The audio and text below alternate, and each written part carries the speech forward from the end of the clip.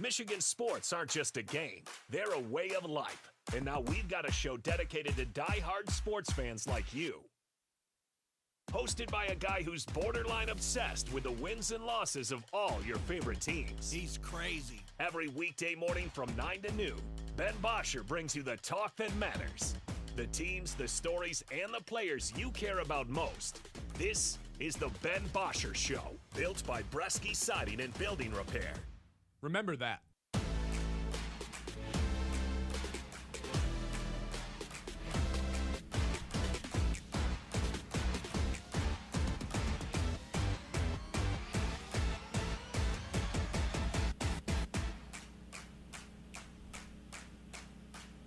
Hello, and welcome into the Ben Bosscher Show, everybody. We are live on YouTube today. We are live on Facebook. We are not live on 100.9 The Mitt FM because today's day one of studio renovations. That's why we've got the makeshift studio going on here in one of the suites up here in Dow Diamond. Nonetheless, we're going to continue to do a show here because what are we supposed to do? Take shows off? What are we supposed to do? Not talk about the games that happened last night? Michigan State, both win thrillers, mount comebacks in order to do so. I really want to talk about Jahmyr Gibbs as well today because the contract extension that he could potentially get this offseason is by far, the more I look into it, Brad Holmes' biggest challenge to date as the general manager of the Detroit Lions. It gets really tricky. So we're going to lead the 10 o'clock hour with that. I'm really sad that that's not going to be on the radio today because, again, I am excited to talk about that. I didn't realize how big of a challenge that Jahmyr Gibbs contract was going to be until I started to look into it yesterday. And then I went down this rabbit hole, and I think the conclusion I came to was this is just going to be really difficult. We'll start the 10 o'clock hour with that, of course. I do want to talk about the games that happened last night to open things up. The Pistons catch a win, but that's not the games that we're going to be talking about. I want to discuss Michigan State and Michigan, both of which mounted massive comebacks yesterday. In the case of Michigan State, they trailed by as many as 12 points against Rutgers on the road, losing for 80% of that game. And then for the University of Michigan, they trailed by as many as 11 versus Nebraska. They were losing for 91% of this game. Big time takeaway was college basketball on a Tuesday night. You're watching both these teams mount a comeback when they're set to have a collision on Friday. Just electric across the board, Kyle. I want to jump into a couple different things, but I think that's where I want to start. Just those two games being on at the same time. Michigan State in overtime as the waning stages of the Michigan game are happening as well. I've got the Tool TV set up, the two of them, and they're basically ending at the same time. Incredible Tuesday night of Big Ten college basketball. Yeah, just an incredible night of college basketball in general. Like, you obviously had the Purdue-Indiana game that came on afterwards, but we had discussed yesterday, like with all the games that were going on, was there going to be a time where there was overlapping going on with the Pistons starting at 9 and MSU at 6:30? And we said, well, the only way is if there's overtime in the Michigan State game. That shouldn't happen anyways, blah, blah, blah. Well, it did happen. I mean, how does Rutgers take Michigan State to overtime? MSU still somehow claws their way back and wins. There was a point during those games, late in those games yesterday, where it was like, wait, are both of these teams about to go into Friday's game with a loss? Which would have been, I mean, it would have been weird. It wouldn't have been like the worst thing in the world, but it would have been weird, that's for sure. I honestly thought during the game, when it kind of seemed like both these teams were going to lose, I didn't want one of them to lose, but there was a thought in my mind that if both of these teams were to lose, all of a sudden the stakes for Friday's game become even a little bit greater because we established this earlier this week. 3 losses, that's like the maximum losses you can probably have this year in the Big Ten in order to win it. So if both teams would have lost, they would have both entered Friday's game with 2 losses, and it would have been somewhat of an elimination game. Whoever lost that game, I mean, they basically would have had to win out in order to have a share of the conference if we're going to use that 3-loss benchmarker. That's not to say that whoever were to have lost that game is just done because, well, look at this. Purdue has 3 losses now after last night, 3 straight losses for them. Michigan ended their season last year with 3 straight losses and went on to win the tournament. So it's not like I'm counting out Purdue by any stretch of the imagination, but they basically can't lose again if they want to win or have a share of the Big Ten regular season. But nonetheless, the fact that both Michigan and Michigan State were to pick up a win, I think probably just ultimately raises the stakes. First top 10 matchup since 2019 that these two teams are going to have here on Friday in East Lansing. We've been talking about this since October, how excited we were for this matchup. And I don't want to do 3 straight days of leading the show with Michigan State, but I also can't promise that we're going to do something else because that's how much we're anticipating this matchup here on Friday. Yeah, I mean, it's not like this is just some game. Like, what else is going on? I think that obviously plays into this a little bit as well. We got 2 first-place teams in Detroit. Right. I mean, sure, whatever. Like, it's the middle of the season. Trade deadline is coming up for both of these teams, so I think that plays a little bit. Obviously, the Pistons one will come sooner, and we expect the Pistons to be making moves. Really hot or something over there? Very hot. Yeah, it took way too – I was trying to keep it in and trying to swallow it, and then I was like, way too hot, so I spit it all back out into my cup. Thank you. We are YouTube only today, by the way, so it's like we don't have to explain anything to the radio listeners because everybody's seeing the visual. Which I think means we could just start throwing F-bombs around if we wanted to. You know, hypothetically we could. We probably shouldn't do that because then you might get used to it. But anyways, we were talking about Michigan State. This is coming into this game for sure the biggest matchup of Michigan and Michigan State we've had in at least like 7-8 years. There's other games that obviously play, like when they played the third time in the Big Ten tournament. Sure. The year that Cassius Winston and MSU swept Michigan. Like, that was a huge game they played that time. But I don't know. I think regular season-wise, we were making the same conversation a year ago, weren't we? Just about how this is the biggest Michigan State game in a while because Michigan had gone through some years where they weren't great, and then Michigan State had gone through some years where they weren't great either. And they hadn't both clashed when they were both top 10, whatever, teams in the country. And right now, I know Michigan State last night was a little bit shaky, but I think we both feel that these are 2 of the 5 best teams in the country. Despite the rankings. You know, MSU's at 7, Michigan at 3. I think we both feel that they're 2 of the 5 best teams in the country. Coming into this game, it feels like the stakes are at an all-time high. This is the first top 10 matchup that we've had between the two schools since 2019. That was Cassius and Tillman for Michigan State. For Michigan, that was Poole and Livers and Simpson and Ignas Brazdeikis. But that was like the no bad blood era of the rivalry. There was like a mutual respect between Izzo and Beeline. And it's not that they didn't have good games, and it's not like it was a one-sided rivalry. That they both got the best of each other on a semi-frequent basis. But now, like after last season, the first year Dusty May's in town, there's legit bad blood with this rivalry, and I'm totally here for it.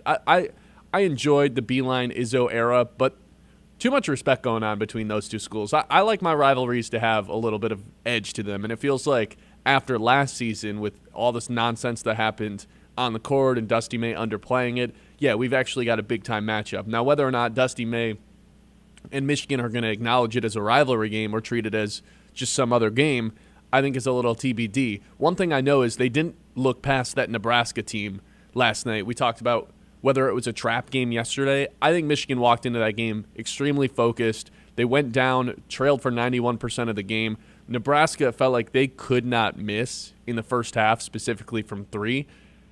And Michigan is just able to claw their way back into it. Elliott Cadeau has a ton of turnovers, as Michigan does. This is also now back-to-back seasons where Michigan's led the Big Ten in turnovers per game, which at some point, like last year, it's like, okay, they didn't have a point guard. They're running their offense through a 7-footer. This year, you have your point guard in Elliott Cadeau, and it's like, okay, now what's the problem? Because a lot of these turnovers just seem to be miscommunication, which you see on the defensive end, too, when they're trying to switch and someone ends up just wide open underneath the basket. So, yeah, I don't know. Something has to give with this Michigan team in terms of the turnovers. But the thing is, Michigan State's not that much better in the turnover department. They're averaging over 12 per game right now, too. And that was the number one reason they found themselves down in yesterday's game. I was wrestling back and forth in my brain who had the better win. And I think you ultimately have to say Michigan over Nebraska just because of the opponent. In last night's game? Yeah, I think you ultimately have to say Michigan because of who they played and playing Nebraska. But it's also a 10-point spread, and you were trailing for almost all that game. To be able to claw out of it was incredible. And once they took that lead, you knew they weren't going to give it up. Michigan State, for being almost dead in the water, it felt like they almost got 2 wins yesterday. 1, because you actually got a win in the column.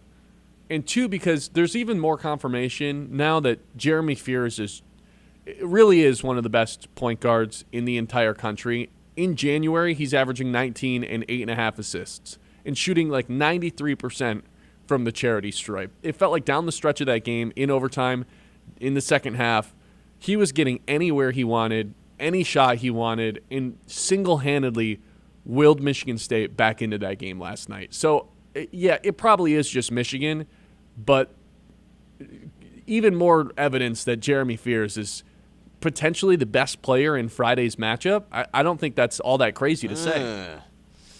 That's a tough one right there, because I mean, a lot of people still feel the way they do about Yaks. I still think he's like one of those, the most like the box score doesn't tell the story about him guy. For sure. But obviously, Michigan's win is more impressive last night. Look, Nebraska was undefeated coming in, and they actually went up in KenPom last night after losing to Michigan, which I think is kind of hilarious, just because they were also missing two of their three best players. And that's what I was going to say. Like that's the one part where we were like, man, why is the spread like so large? And then you take a look at it, and you're like, oh. They're missing the only guy that can make a single shot against MSU in that game, and Rank Mast, who had, I think, 7 threes in that game against MSU. He was out, so it was really all up to Price Sandfort to go off, and he did. He had a 20-piece. But, yeah, they're missing their second and third leading scorers. So, yeah, Michigan, of course, should have taken care of business, and they did at the end of the day. And I think when we were doing the trap game stuff yesterday, it was clear the real trap game was Rutgers and Michigan State. Like, obviously, that was that was a true trap game. You're going on the road in the Big Ten against a bad team and your huge favorites. You're thinking about Friday. Obviously, MSU pulled through. And I do think that as much as there was a scare, those games obviously are going to help Michigan State. Like, the fact that they did have to claw back, because that's what happens to them in the beginning of the game. But they have 36 more minutes to claw back. You know, against Rutgers, they had 3 minutes. They had 2.5 minutes down 7 to come back and win. Those are good spots to do on the road to kind of test you. And nonetheless, both teams, no matter how they got to win, are going into Friday on a pretty good note. Well, I guess we don't technically have to take a break because we're not on the radio today, but we still got to get some of these in. 9 o'clock hour, as always, is brought to you by our friends over at Iron Stack Technologies. Quick shout-out to them. We talk about the game plan all the time on this show. We're going to be talking about Michigan's game plan versus Michigan State, who can turn the ball over less. Maybe it's as simple as who does turn the ball over less. Both these teams have a glaring issue with the turnover department. Either way, Iron Stack Technology, they know exactly how to approach the game plan. They help businesses stay secure, efficient, and ready for what's next so you can focus on your mission instead of your technology. Iron Stack Technology, solution-driven, mission-focused. You can check them out at ironstacktechnology.com.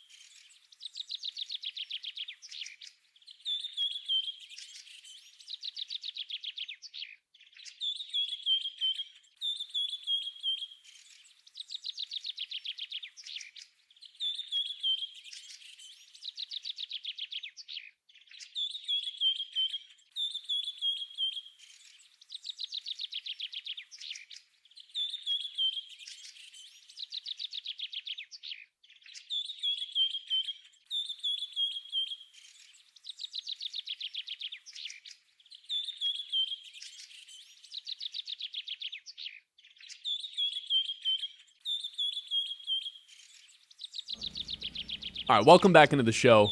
A little bit different today, a little bit different setup. We're obviously not in the Blaze Electric studio. Studio's getting renovated, so I don't know. How many days do you think we're going to be in here, Kyle? That seems like a little bit up in the air right now, but hopefully by the time next week is done, we are completely in our new studio. Yeah, and look, if you got any suggestions for us of how you want us to like spice up our new setup right here, like let us know. You know, if you want me to throw something on this background behind me, like Benny's under the tridge right now, it looks pretty sweet.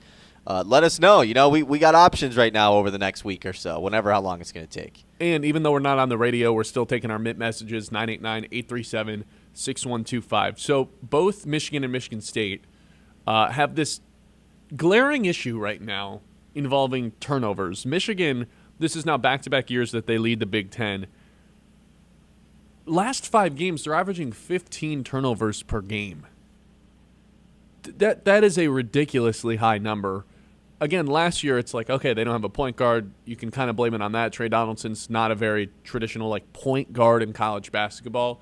He's more of a 2 guard that's playing the 1, and you're running a lot of stuff through Danny Wolf. I get it last year. Now that it's happened back-to-back years where you're leading the Big Ten in turnovers, I think that's a problem, especially against a Spartan team that, sure enough, they have a lot of turnovers of their own, but they force a ton as well.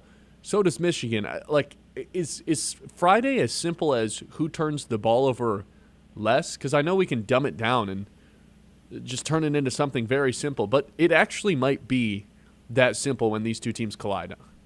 Yeah, I mean, when they played last season, that was basically the story of why MSU was able to dominate, I guess you want to say, in the way that they did, or just they were able to control the game as well as they did. They just turned Michigan over a ton, which a year ago was definitely a bigger problem for the Wolverines. Like, we do have to make that clear. It was absolutely their one Achilles heel of their team last year. This year, their team is better. Like, it's not like they are as turnover prone as they were a year ago, and their just team is better overall. Like, their defense is much better.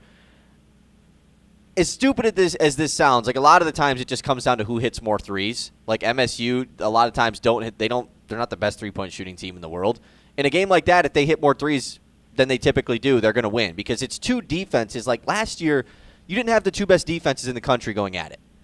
You know, this year you do. They're both going to force turnovers. Like it's going to happen in that game. So you look at how it was a year ago, and it just felt like MSU had the more all-around defense kind of built to take advantage of Michigan's offense, whereas this year Michigan, they can at least be prone to less turnovers with their ability to get the ball inside of their bigs. You know what I'm looking forward to more than seeing the spread on this game? I don't think I'm looking forward to anything more than that because I've been debating this with some of my friends for the last 8 hours or whatever since that game has been over, 10 hours, 12.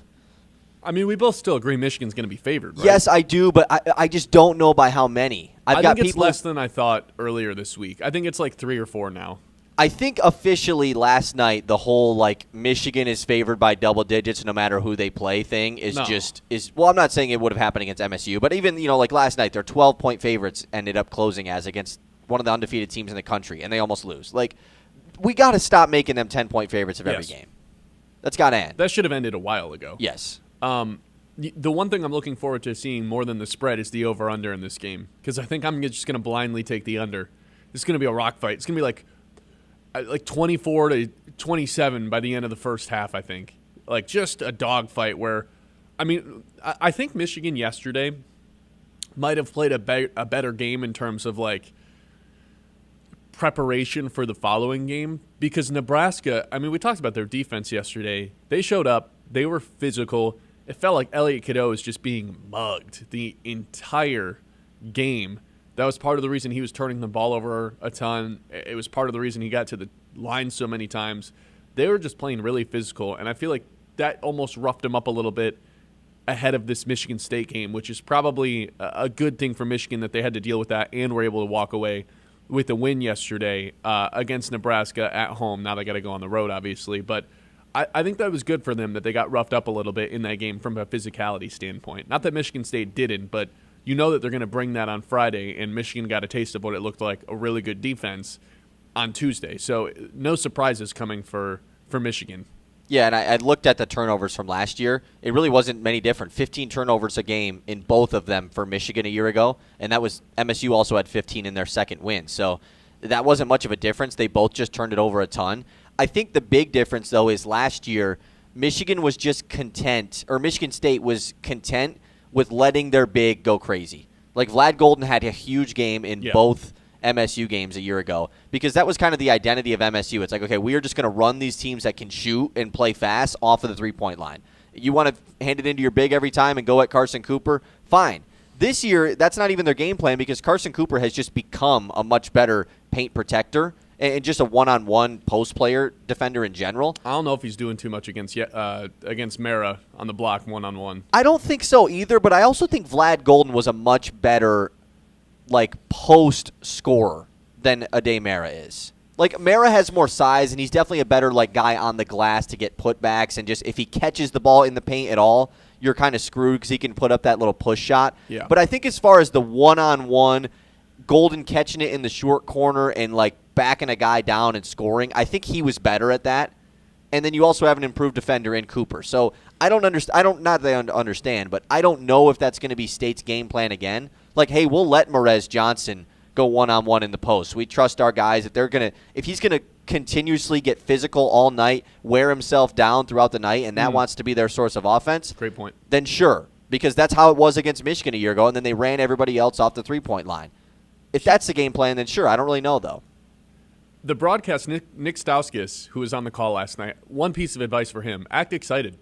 You're sitting courtside at a college basketball game, top 5 matchup. Be a little bit more excited. But they were talking about Merez Johnson as a potential NBA guy, and that was something I had thrown around earlier this season, but I hadn't seen anything to confirm that. I just thought, hey, if this guy's going to be able to shoot the 3 ball in any way, he's got the body to play in the NBA, and he's just gotten better and better as the seasons went on. To your point about Mara versus Golden I thought was just basically unstoppable if he caught the ball rolling to the rim. And you're right, that little one-on-one post game that he had was simple but effective. Mara's just a better decision maker overall, quicker processor. If you send the double, he'll find the open cutter. A lot of the times that's Johnson or Yaxel Lenneberg cutting to the paint. He'll pass the ball a lot more than Golden did. Not that Golden was a bad passer, but I also think the thing with Mara is they use him to screen so often.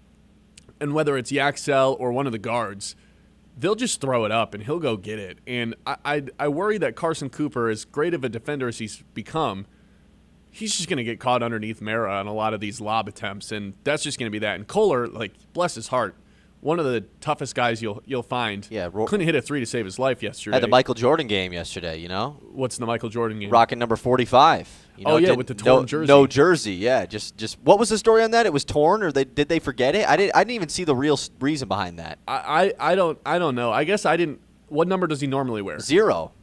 I'm not a big numbers guy. I have a hard time remembering Really? everybody's number. I'm not a good names person. I'm not a good numbers person. All I know is his jersey was ripped, and I guess I never even realized that he doesn't typically wear that jersey. Names and numbers, man. Those not my strong suit. That's a tough thing to not be good at either of. I just have a very bad short-term memory. I think that's all it is.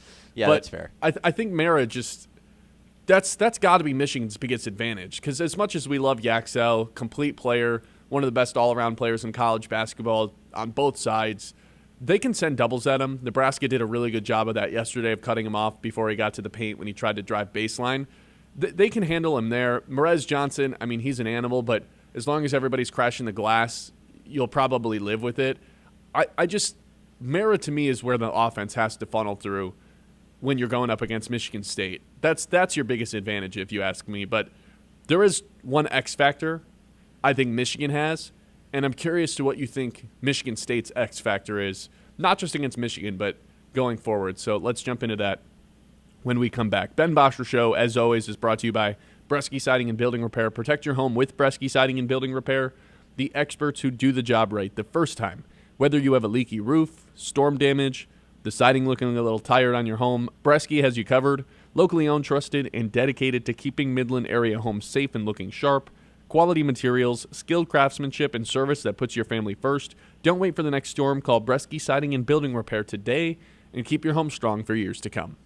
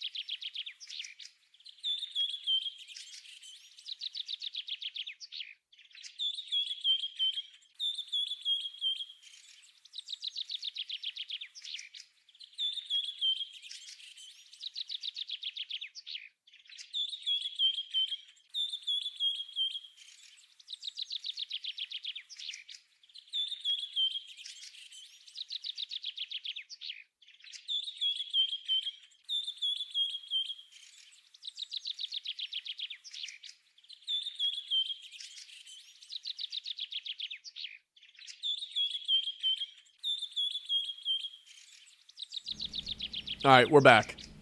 Ben Bosscher Show. Live still from Dow Diamond, not quite the Blazy Electric studio.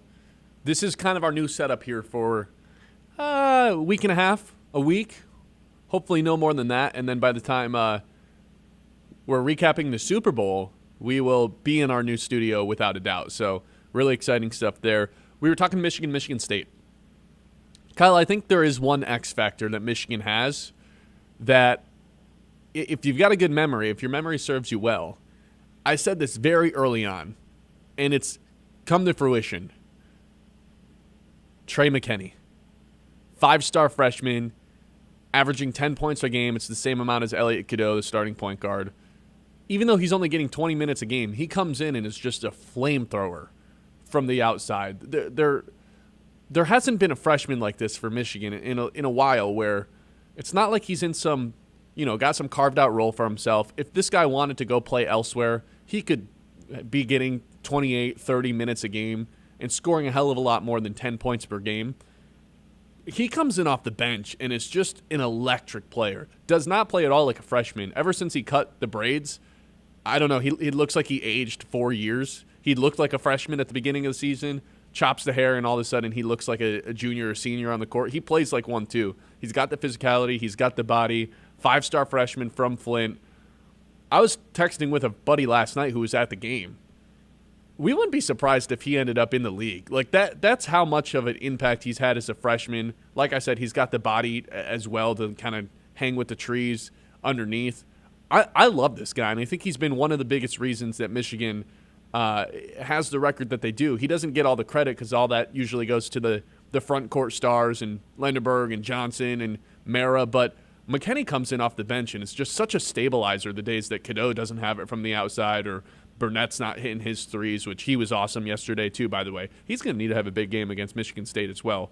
Just the only guy who plays big minutes that's been in that game. But I think McKinney has just been such a valuable asset for the Wolverines this year that doesn't get talked about a whole lot. But under any other circumstance, this is maybe not one of the best freshmen in the country, but one of the more talked about storylines. It's just Michigan's so loaded that he gets lost in the shuffle sometimes. Well, and I think it's notable, too, that he's doing it on a really good basketball team as well. Like, right. You don't see a lot of these times these freshmen that are in big roles on really good teams, but they're not like the guy, because a lot of these teams that have really good freshmen, the Cam Boozers, the Darren Petersons, they're the guy. The A.J. DeBonces, like they're the best guy on their team, and their team is also really good. But like you said, he's the sixth man, maybe the fifth most impactful scorer on this team. It's the sixth most minutes per game. Yeah, exactly. And Burnett, I think Burnett part is a good point because he still brings it defensively every night, and he's a really good, pesky off-ball guy. Underrated athlete, too. Yeah. Once in a while, he'll go up and dunk it with two hands just out of nowhere. And he's the vet. Night. He's the major vet on this team. Like you said, one of the few returners on this team. He's in his, I think, fifth or sixth year total of college basketball. I think it's fifth. Yeah, feels like 7. You need guys like that. I think he's taken a couple red shirts, too, so. But the thing is, when he's not making his catch-and-shoot threes, which he wasn't last night, it's not that, he has to be benched, but, it gives Trey McKinney an opportunity of, okay, you're probably going to get some more run tonight because Burnett just doesn't have it on offense.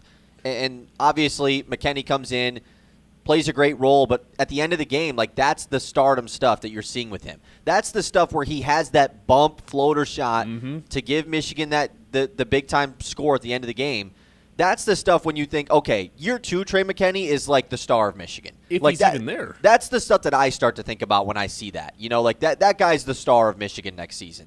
You're right, even if he is there, which I think he is. I don't know. If he keeps playing the way that he does and Michigan goes on a deep run and enough NBA scouts get their eyes on this guy, we hear opposing coaches say it all the time going up against Michigan. It's like we're playing a pro team. He's just as much a part of that as Yaxel and Mara and – I don't know if I'd throw Cadeau in there quite yet, but Merez Johnson has the NBA body. I think Trey McKinney's equally in that group. He just happens to be a freshman with not as many minutes or games played under his belt. Sure, and I guess we were saying the same thing about what's his name, Jace Richardson last year. Yep. It just continued to be awesome. It just got better and better. The difference is he honestly became MSU's only reliable offensive threat, which that's obviously not going to happen with Trey McKinney in Michigan because they have so many options. So there was a little bit more on Jace Richardson's plate, and he delivered, and that's probably why he ended up going in the middle of the first round as a freshman coming out in the draft. So it obviously benefits McKinney most to come back. I still don't see it. Like, I think that because you see those flashes last night, and I skip to next season. I skip to even, like, in the tournament. Like, yeah. He's going to come up big in a huge game for them. And he did last night against Nebraska. So, yeah, I mean, that's a great X factor. I'm totally with you. Just a flamethrower from the outside. He was hitting over 40% for a while. He's down to 36% now after a couple of games where he wasn't lights out. But 36% from a freshman. I looked up what the record was for Michigan. He's not even close to getting that. He just doesn't play enough minutes in terms of threes made per game, or threes made in total on the season. But nonetheless, I think he's panned out as the X factor and will definitely be one of the X factors on Friday as well, because I think Michigan State's going to hone in on stopping paint scoring. If McKinney's just ripping 30-footers, not a whole lot you can do against that. So what's Michigan State's X factor? Well, I want to quickly do this before we move off of this. Okay. Chris in the YouTube chat, because we still got the YouTube chat going today. Of course, it's a YouTube show. If you want to chat, let us know. Chris says Trey McKinney best guard on this team. What do we think? I don't think Trey McKinney's quite the passer that Elliot Cadeau is. Elliot Cadeau likes passing to the other team too, man. 8 turnovers. He does like passing to the other team as well, but once in a while he will have some flashy passes where it's like, passes that Michigan just didn't have on their team last year, so maybe that's why it kind of stands out. Like, sometimes he'll drive himself into the paint, draw some attention, go up for the floater, and then, like, do one of these flashy quick passes to Mero, he slips the ball by. I think it's essential to have those guys, but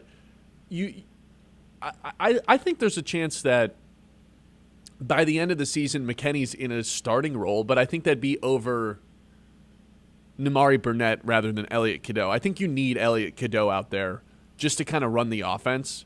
That's not really what Yaxel's role has been carved out to be. He's yet to be proven as a guy that give him the ball and get out of the way, and I don't think that's how Michigan wants to run their offense anyway. They want it to be 5-on-5, and I think that's probably for the best. Whereas you look at the other side of things, Jeremy Fears has been, like, he's now an established, just give me the ball down the stretch, and we're going to make something happen. Set me a screen. I'll dribble around until somebody's open. Again, like, it's a silly comparison. He looks like Chris Paul when he's out there sometimes. He goes for 27 yesterday, 9 assists. In January, he's averaging 20 and 9. It's just been an incredible stretch for him to where he has asserted himself as an alpha and one of the best guards in the country. That's what I think maybe Michigan State's X factor is maybe that's too obvious that it's the best player, but they might just have the best player in the game, which I don't know if I would have said that a couple of weeks ago. Yeah, I mean, Fears has just taken, the next step. And it always felt like it was going to come at some point, but it's happening early. A lot of people forget that Jeremy Fears still has 2 more years of eligibility, too. And to me, he just feels like a Spartan for 5 years. That's how I feel about Jeremy Fears. Like, it doesn't feel like he's got any league, I don't know, not aspirations, but it just doesn't seem like he's an NBA little prospect, He's little. Not like his little brother is, who came out one and done. And so, well, it's a lot like Cassius. Yeah, I mean, just different players. He doesn't shoot it a ton, But when Fears is confident, though, like, the reason why I think he's actually the best point guard in the country. If you take the term point guard. Now, is he the best guard? I think it's tough to say it's not Braden Smith. I understand that Purdue is, on a little bit of a skid right now. I know we're going to talk about that in the news, but Braden Smith is coming off of almost winning the National Player of the Year last year. Like, he was awesome. So I think he's the best point guard, though, because at the end of the game, if I'm taking any guard in the country to, like, close out a game for my team, whether that's coming back by a couple points, having the lead, and not blowing it, I'm taking Jeremy Fears. You see the way he operates at the end of these games. Like, Michigan State's going to get a good look off. Right. It's just a guarantee. And it's like, you need to get to the free throw line, you need to get 2 points, Fears will figure it out. Like, and he'll make his free throws too. Absolutely. Like, he's missed 12 free throws all year. Like, and he gets to the line more than anybody. And that's the part where if I was not a Michigan State fan, I would hate watching Jeremy Fears. Like, the way that he draws fouls, he would get so under my skin. Like, I can only imagine the Michigan fans despise him. And he talks. Oh, of course he talks. Yeah, exactly. And so I thought that it was I thought that last night was just a perfect example of everything we've thought about Jeremy Fears as a ceiling. Like, man, this guy could be this, could be that. That is exactly what Jeremy Fears could be, and he is that right now. So we never answered our own question. Is Jeremy Fears the X factor for Michigan State, or no? I don't think he's the X factor because the X factor can't be the team's best guy. Like, we know Fears is going to bring it. We just know that. Then whether or not he's something hitting else out? threes or not, I think is different. But sure, what do you want? There just happens to be some games where Michigan State's a lights-out three-point shooting team. Yeah. And if that ends up happening, I think it's over on Friday. Like, if they show up and hit 10 threes, it's probably just done, right? That's I would probably think just going to so. be too many points to overcome if you're Michigan. And once in a while, Michigan State is just, like, the days where Jeremy Fears is hitting his threes and Kohler's hitting his threes, it's kind of just over, right? Like, they become borderline unstoppable with the defense that they have, the number one defense in the country. If those two guys are hitting their threes, and then it starts to stretch the defense out and opens up the middle for Carson Cooper to operate, that's kind of it. But we get that version of Michigan State one every 4 games, every 5 games. But the thing is, like, it's not like they lose the games when they're not shooting. So that's why, I mean, them knocking down threes, it's as simple as it sounds. Like, it is truly, if they are hitting their shots, they're probably going to win, unless Michigan is hitting them at a higher clip. But MSU always is going to defend, even the games that they are 5 of 22 from 3. Like, it hasn't mattered. So if Kurt Tang comes out and bangs 2 or 3 threes right at the beginning, or Devine, who's been so clutch for them down the stretch from deep, like, Devine. Yeah. He's had basically 2 game winners against Penn State and Rutgers, both on the road against teams they never should have been in a late game with, but he's been so clutch. RP in the chat says, is Cohen Carr the X factor? Cohen Carr stock, it's got to be down right now, right? He just hasn't had the impact that we thought he was going to have at the beginning of the year. I think it really fluctuates. He's more effective at home. He hit some threes last night, though. I think Cohen Carr, just the expectation has kind of given everybody a false narrative about him. And I do think that, yes, in the half court, Cohen Carr is... It's not great. It's not ideal based on Michigan State's personnel. Like, it's not just that he's not good in the half court. It's that him with Jackson Kohler, who's best in a short corner, alone, post-up situation, and then Carson Cooper also roaming around. Like, it just doesn't fit Cohen Carr's needs to a super high standard. The thing is, Michigan State's half-court offense is probably their 8th thing down the priority list as far as being good at. Yeah, he gets his transition points. Yeah, like, he's so good in transition. He's become a better off-ball defender, which I think is really important. But, yeah, I mean, like, if Carr is having a big game, then, yeah, he could be an X factor. I'm with you. But I think the reason he's the X factor is because he can get the crowd, like, just so true on another planet. I saw a list yesterday of toughest places to play in North America. It was like Arrowhead, Lumen Field. Oh, it was all sports? All sports. And Duke, Camry was the only place I saw on a college basketball list. Saw the Big House on there. I don't know, man. The Michigan State student section is just for that they'll game make your ears specifically ring. too. Yeah, I mean, you got a good taste of how a crazy crowd is last night with Indiana and Purdue at Assembly Hall. Like, that place was absolutely going wild. But yeah, Michigan. There's something Michigan about State, the Breslin Center, man. It's on a Friday night like that. There is not many other places I would not want to be as an opponent than that situation on Friday night. And not a lot of these Michigan guys have ever played in this game. It's Cheddar, who is the 8th man at this point. It's Namari Burnett. Yeah. And LJ Kaysen, who Roddy probably Gale. won't play. Roddy Yeah. Gale. It's a lot of guys that aren't huge impact guys. Yeah, so I'll be very curious to see how Dusty May approaches this game, whether it's just another game like it was last year, if this is I mean, Trey is McKinney's it different than the Nebraska game? Trey McKinney's played on this court, you know. Lost in the semifinal game as a high schooler a year ago. Who'd they lose to? The Carlos Medlock's team, who's going to MSU next season. I already forget what school he played for. Warren, I think. I think it was Warren. Something like that. 989-837-6125. We're still taking mid messages despite not being on the radio today. YouTube, Facebook only here on the Ben Bosscher Show. Winter in Michigan, I mean, it can be brutal. The last couple days, I'm sick of it. I feel like every single winter that rolls around, I'm at some point be like, why do I live here? That was me this morning. It was so cold. Why do I live here? It's tough. I love it here, man. But, man, once in January, once in February, it's just like, what? Why does anybody live here? Yeah, getting a live look at Dow Diamond right now. It's doesn't look great out there. The last thing you want when this weather is here is for your furnace to quit. When it's freezing cold outside, that's where Answer Heating and Cooling comes in. They get your furnace running efficiently so your homes stay warm. So you don't have to wear 3 sweaters, a winter coat, a sweatshirt just to watch the Pistons almost lose to the Nuggets. They didn't lose, though. Fast, professional, and reliable. That is Answer Heating and Cooling, keeping Midland homes cozy all winter long.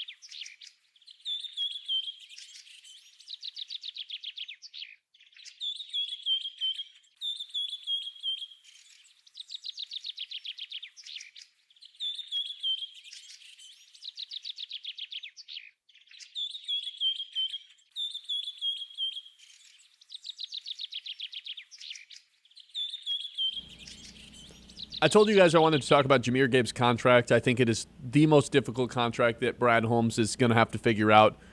I wouldn't be surprised if they don't figure anything out this offseason. Let's lead the 10 o'clock hour with that. We'll reset right now with the news. So, Kyle, we don't have a sounder today, but go ahead, take it away. What's going on in the news? Yeah, no, we'll take it away with the news here. Okay, let's obviously we're talking everything about Michigan and Michigan State, but we got to talk about a little bit of the lower level here in Michigan, man. Big news coming in the state of Michigan for high school athletes yesterday.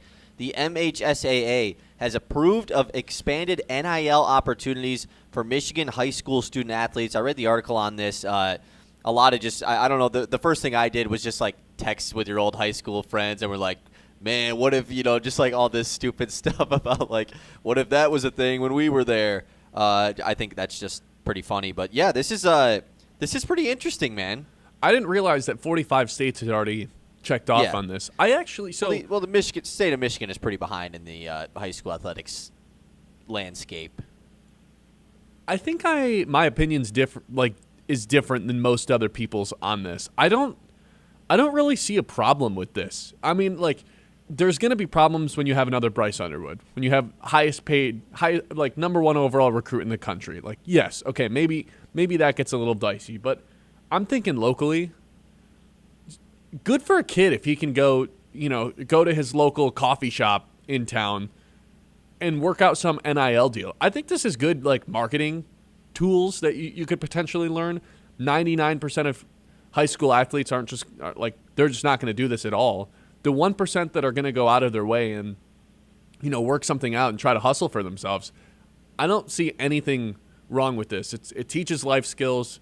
Here in the Big 2-6, you got to market for yourself pretty much in any regard, whatever job or land or just way of life you want to go into. You're going to have to market for yourself at some point. I think this is a perfect opportunity to teach kids how to do that and for them to make a little bit of change doing it. I don't see an issue here whatsoever for local kids. I like it. I don't either. I just have so many questions about how many high school kids have a large enough following rather than just being the good multi-sport athlete at their high school to where it matters enough for companies, that's just the part that I'm not saying that this is stupid, but I'm just I don't know, it just makes me wonder, does your average Joe have 15K on Instagram that he can post about something, No. I don't know how many high school athletes have that large of a following social media wise, because I'm assuming via social media is going to be how most of this NIL stuff is going to come for a lot of these athletes. So, or else how else would they market it? Because a lot of these rules are they can't just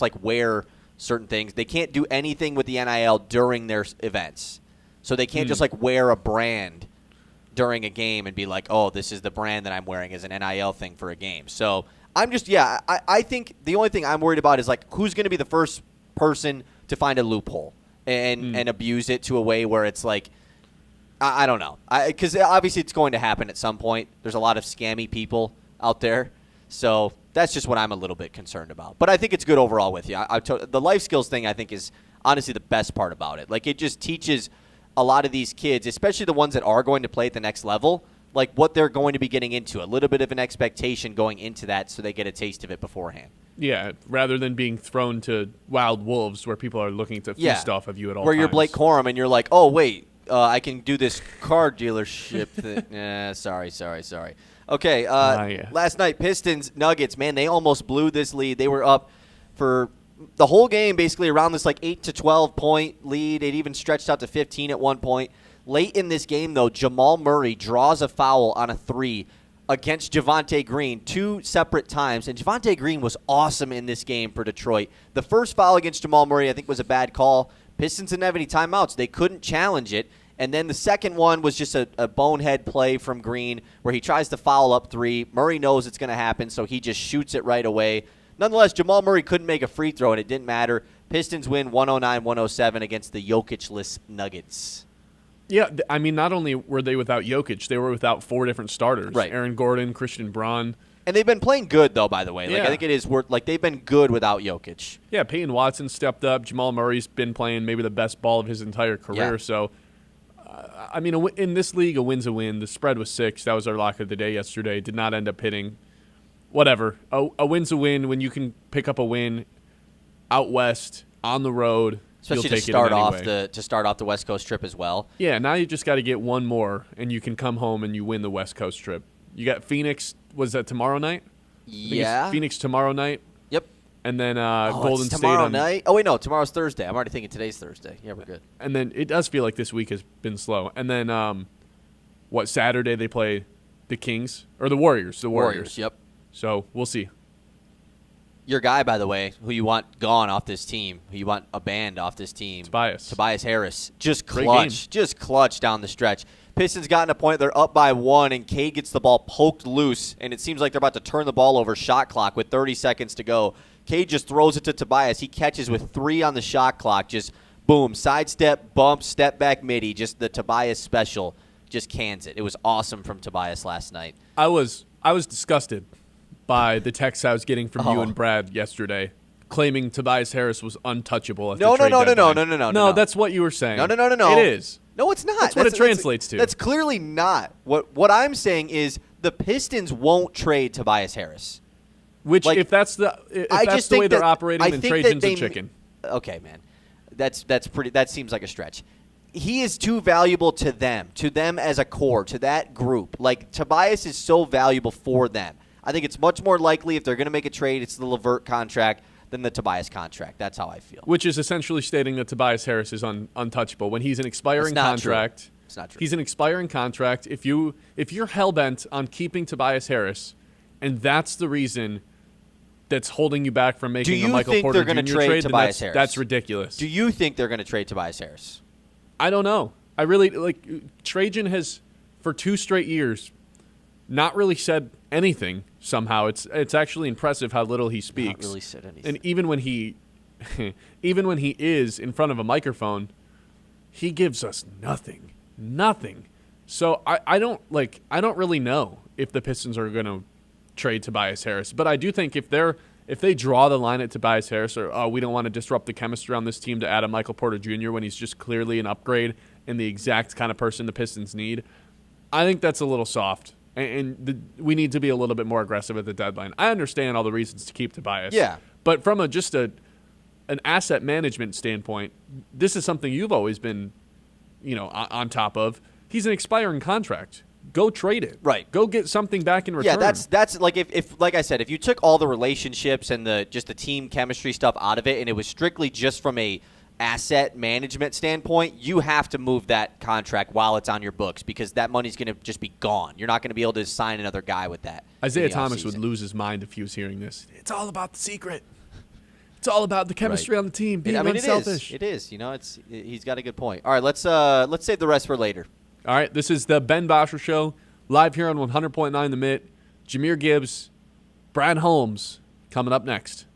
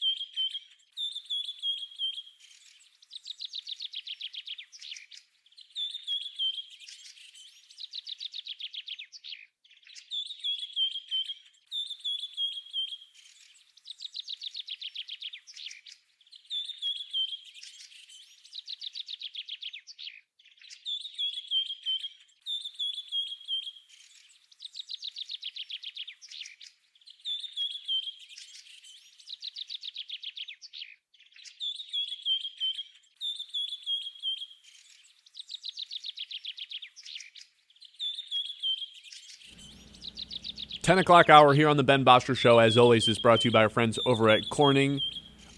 I want to jump into some Detroit Lions conversations. We'll circle back to the Michigan State stuff, but there's nothing like talking about the Detroit Lions. Obviously, this 2023 draft class, a lot of these guys are due for extensions this offseason. Jahmyr Gibbs, Sam Laporta, Brian Branch, and Jack Campbell. And I started to think about the Jahmyr Gibbs contract. So I started to look around the league as to what are some comparisons to see what this is going to look like. And unfortunately for Brad Holmes, there's not really a comparison that exists. That is why this contract, I think, is about to become maybe the most difficult contract, not just for the Lions that Brad Holmes has had to extend, but one of the more difficult contract extensions in the entire NFL. And the Lions in Atlanta are kind of just staring at each other with Jahmyr Gibbs and Bijan Robinson and kind of just waiting to see what the other team does right now. I think the first thing you got to look at is, okay, what other first-round running backs have been extended so you can kind of look at similar contracts. What's Jahmyr Gibbs going to be looking for here? First-round draft picks that are running backs since 2018. In 2023, we had Gibbs and Bijan, 12th and 8th overall. In 2022, we didn't have any. In 2021, we had Najee Harris go 24th. Travis Etienne go 25th. Etienne got his fifth-year option picked up. Now he's an expiring contract. Harris didn't get his fifth-year contract picked up and signed a one-year, $1.5 million deal with the Chargers. In 2020, Clyde Edwards-Helaire went 32nd overall. Is he still in the league? I have no idea. Josh Jacobs in 2019. Maybe this is the closest comparison, but Vegas declined the fifth-year option on him. They end up franchise tagging him for $10 million in his fifth season, and then he just walks in free agency, and Green Bay signs him to a 4-year deal worth $48 million with not a ton of guaranteed money on that for as much as you'd expect. Then you'd have to go back to 2018. Saquon Barkley goes second overall. This works out so disastrously that it essentially scares everyone away from drafting first-round running backs until Gibbs and Bijan go in the top half of the first round in 2023. So there's this 6-year hiatus from taking running backs in the first round. But 2018, it goes Barkley second, Rashad Penny 27th. Wonder what he's doing these days. Sony Michel 31st. You can throw into that group too. So Barkley, obviously, this situation got handled extremely poorly. Not probably worse than the Josh Jacobs one too.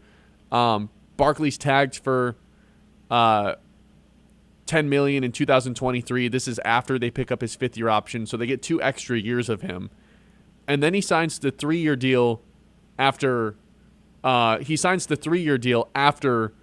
that franchise tag with Philadelphia for $37 million, a 12.5 AAV, and then signs the extension after the Super Bowl for $41 million, $20 million AAV through 2028. So last 6 years, there's not one example of a first-round running back getting extended with the team that drafted them. That is reason number one of many bullet points I have as to why this contract's going to be basically impossible to navigate, because there's not really a comparison to make across the league, which is scary for Brad Holmes. Yeah, I think that a great point made is just this is new, because this doesn't happen. It doesn't happen because there was just that stretch of with Saquon and with Jonathan Taylor a couple years ago. Everybody had basically just been out on paying a running back. Mm-hmm. You could be insanely good, whatever. Christian McCaffrey with the Panthers, we're just actually going to trade you before we even have the chance to pay you. And so there was this stretch of time where no one wanted to pay the running backs, and it's very recent NFL history. And then in free agency, we had the Eagles and the Ravens sign Saquon Barkley and Derrick Henry. And both of them have already gotten extensions after their awesome seasons. And since then, and obviously Jahmyr Gibbs, Bijan Robinson going in the first round. Ashton Genty goes at pick 7, I think, a year ago right now. Jeremiah Love is probably about to go at least in the first half of the first round. Mm-hmm. There's been a swing now. People are realizing that the running backs, they're impactful. And we're not going to overpay them by any means, but we're also not just going to let some awesome running back leave the team because we're we can get his replacement in the 4th round of the draft, like the myth was a couple years ago. Yeah, there is some good late-round running backs you can go get, but Teams are willing to pay them now. And so this But is not the team that drafted him. That's the thing. now, but I think, I what we think Bijan Robinson and Jahmyr Gibbs aren't going to get paid. No, that's not what I'm saying. Yeah, I'm just that's saying. like I think it's different now. Like I think it that is is going to change. I think we're going to shift back now to like running backs being on the same team for 8 to 10 years. But even like this might be one of the rare examples of if I'm the Lions and Brad Holmes, I almost want to like. Usually it's you got to beat the other guy in terms of getting paid. Like how often this past offseason a year ago did we say, well, we got to get the deal done before the Cowboys get it done with Micah Parsons? Well, that's what I was going to say. Is this the same type of situation? I think this is an example of you almost hope Atlanta gets it done, and then you learn from their mistakes. You see what they did, and you see what they did, and you think, how can we do this better? Because whoever does this first, I think is bound to just screw up in some way. and it's not even a knock on either of the GMs. It's new. It's uncharted exactly. territory. The highest paid running backs in the NFL, Kyle, are all on 2-year deals. Saquon Barkley, 2 years, $41 million. Veteran, bell cow back with his second team.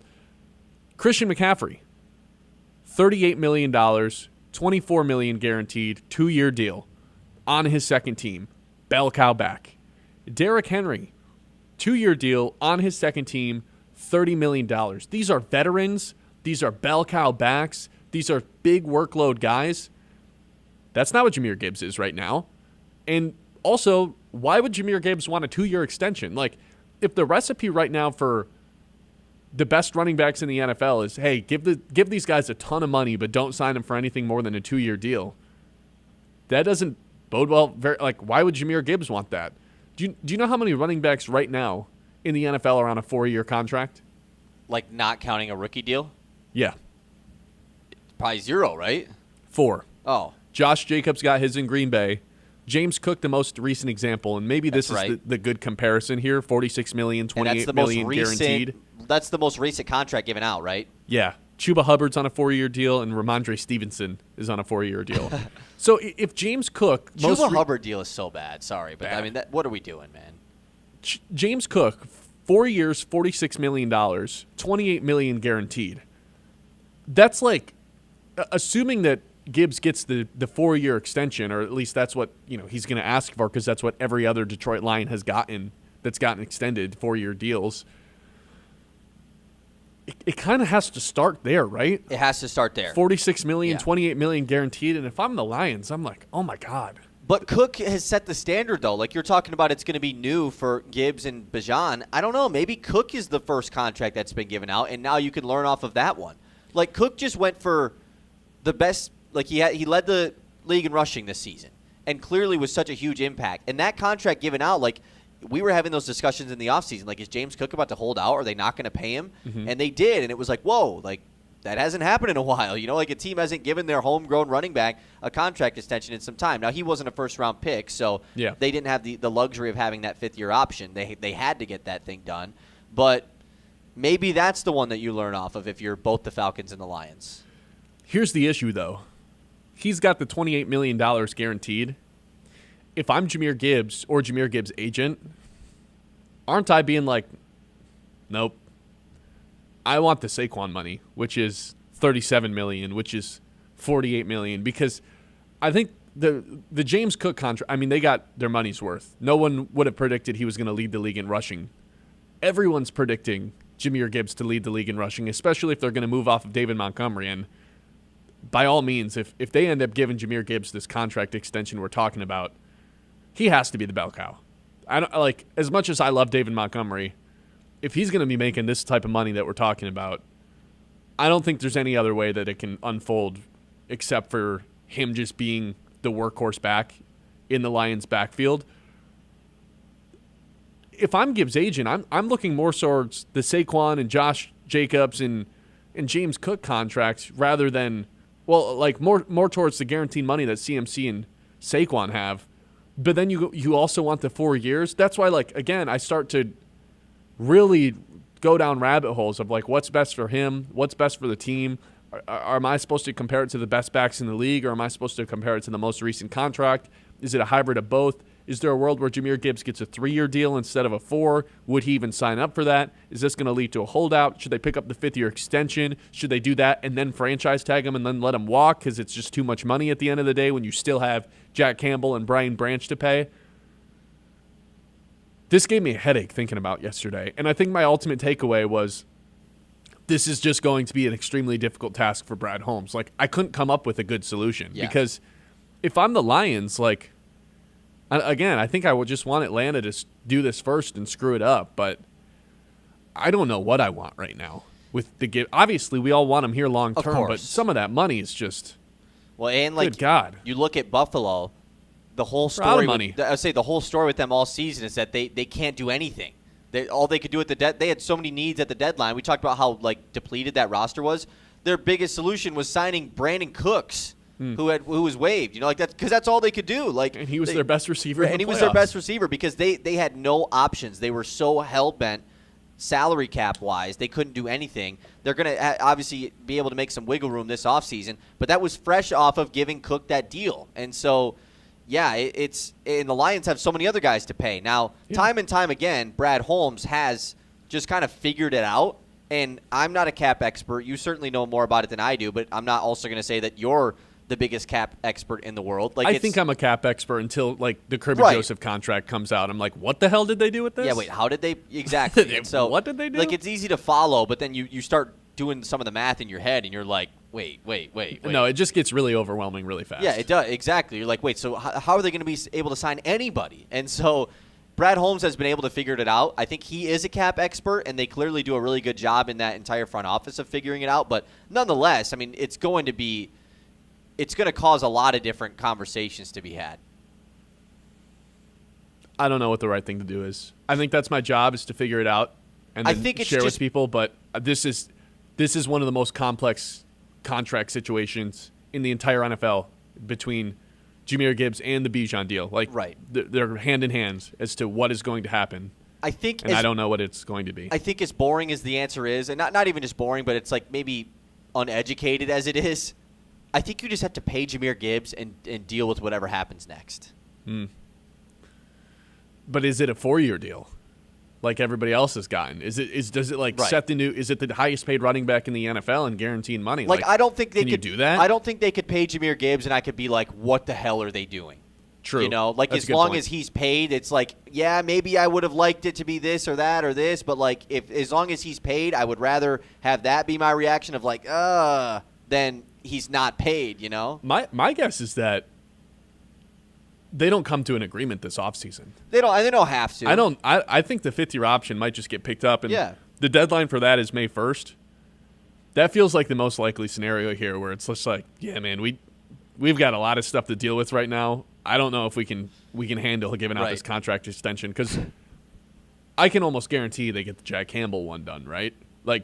He's a lifer. Now, I would think so, especially with Anzalone likely not going to be brought back for sure. I think Jack Campbell's probably a lifer. That should probably be even a bigger priority than bringing back Jahmyr Gibbs, and it's not a knock on Gibbs by any means, but it's just easier to pay a linebacker than it is to pay this running back, because at least you can look at the Fred Warner deal and some of the other highest paid running linebackers and be like, okay, this is what we think you're worth. There's nothing to compare the Jahmyr Gibbs contract to. There's no other first-round running backs that have got a 4-year extension in the last 6 seasons. It's insane. So whoever ends up paying their running back first, whether it's the Lions or Atlanta or neither, they're going to set a new precedent and pave a new path as to how to pay a running back, because it hasn't happened in so long, which God bless whatever team tries to figure it out first. Yeah, well, and John says, hey, if you don't sign him, just hope he doesn't go to a division rival and win a Super Bowl, like Saquon Barkley did to his New York Giants. Yeah. It's tricky, because with Henry and with McCaffrey and with Saquon, I mean, those other teams just got to a point where it's there's not really a point of having this guy on our team anymore.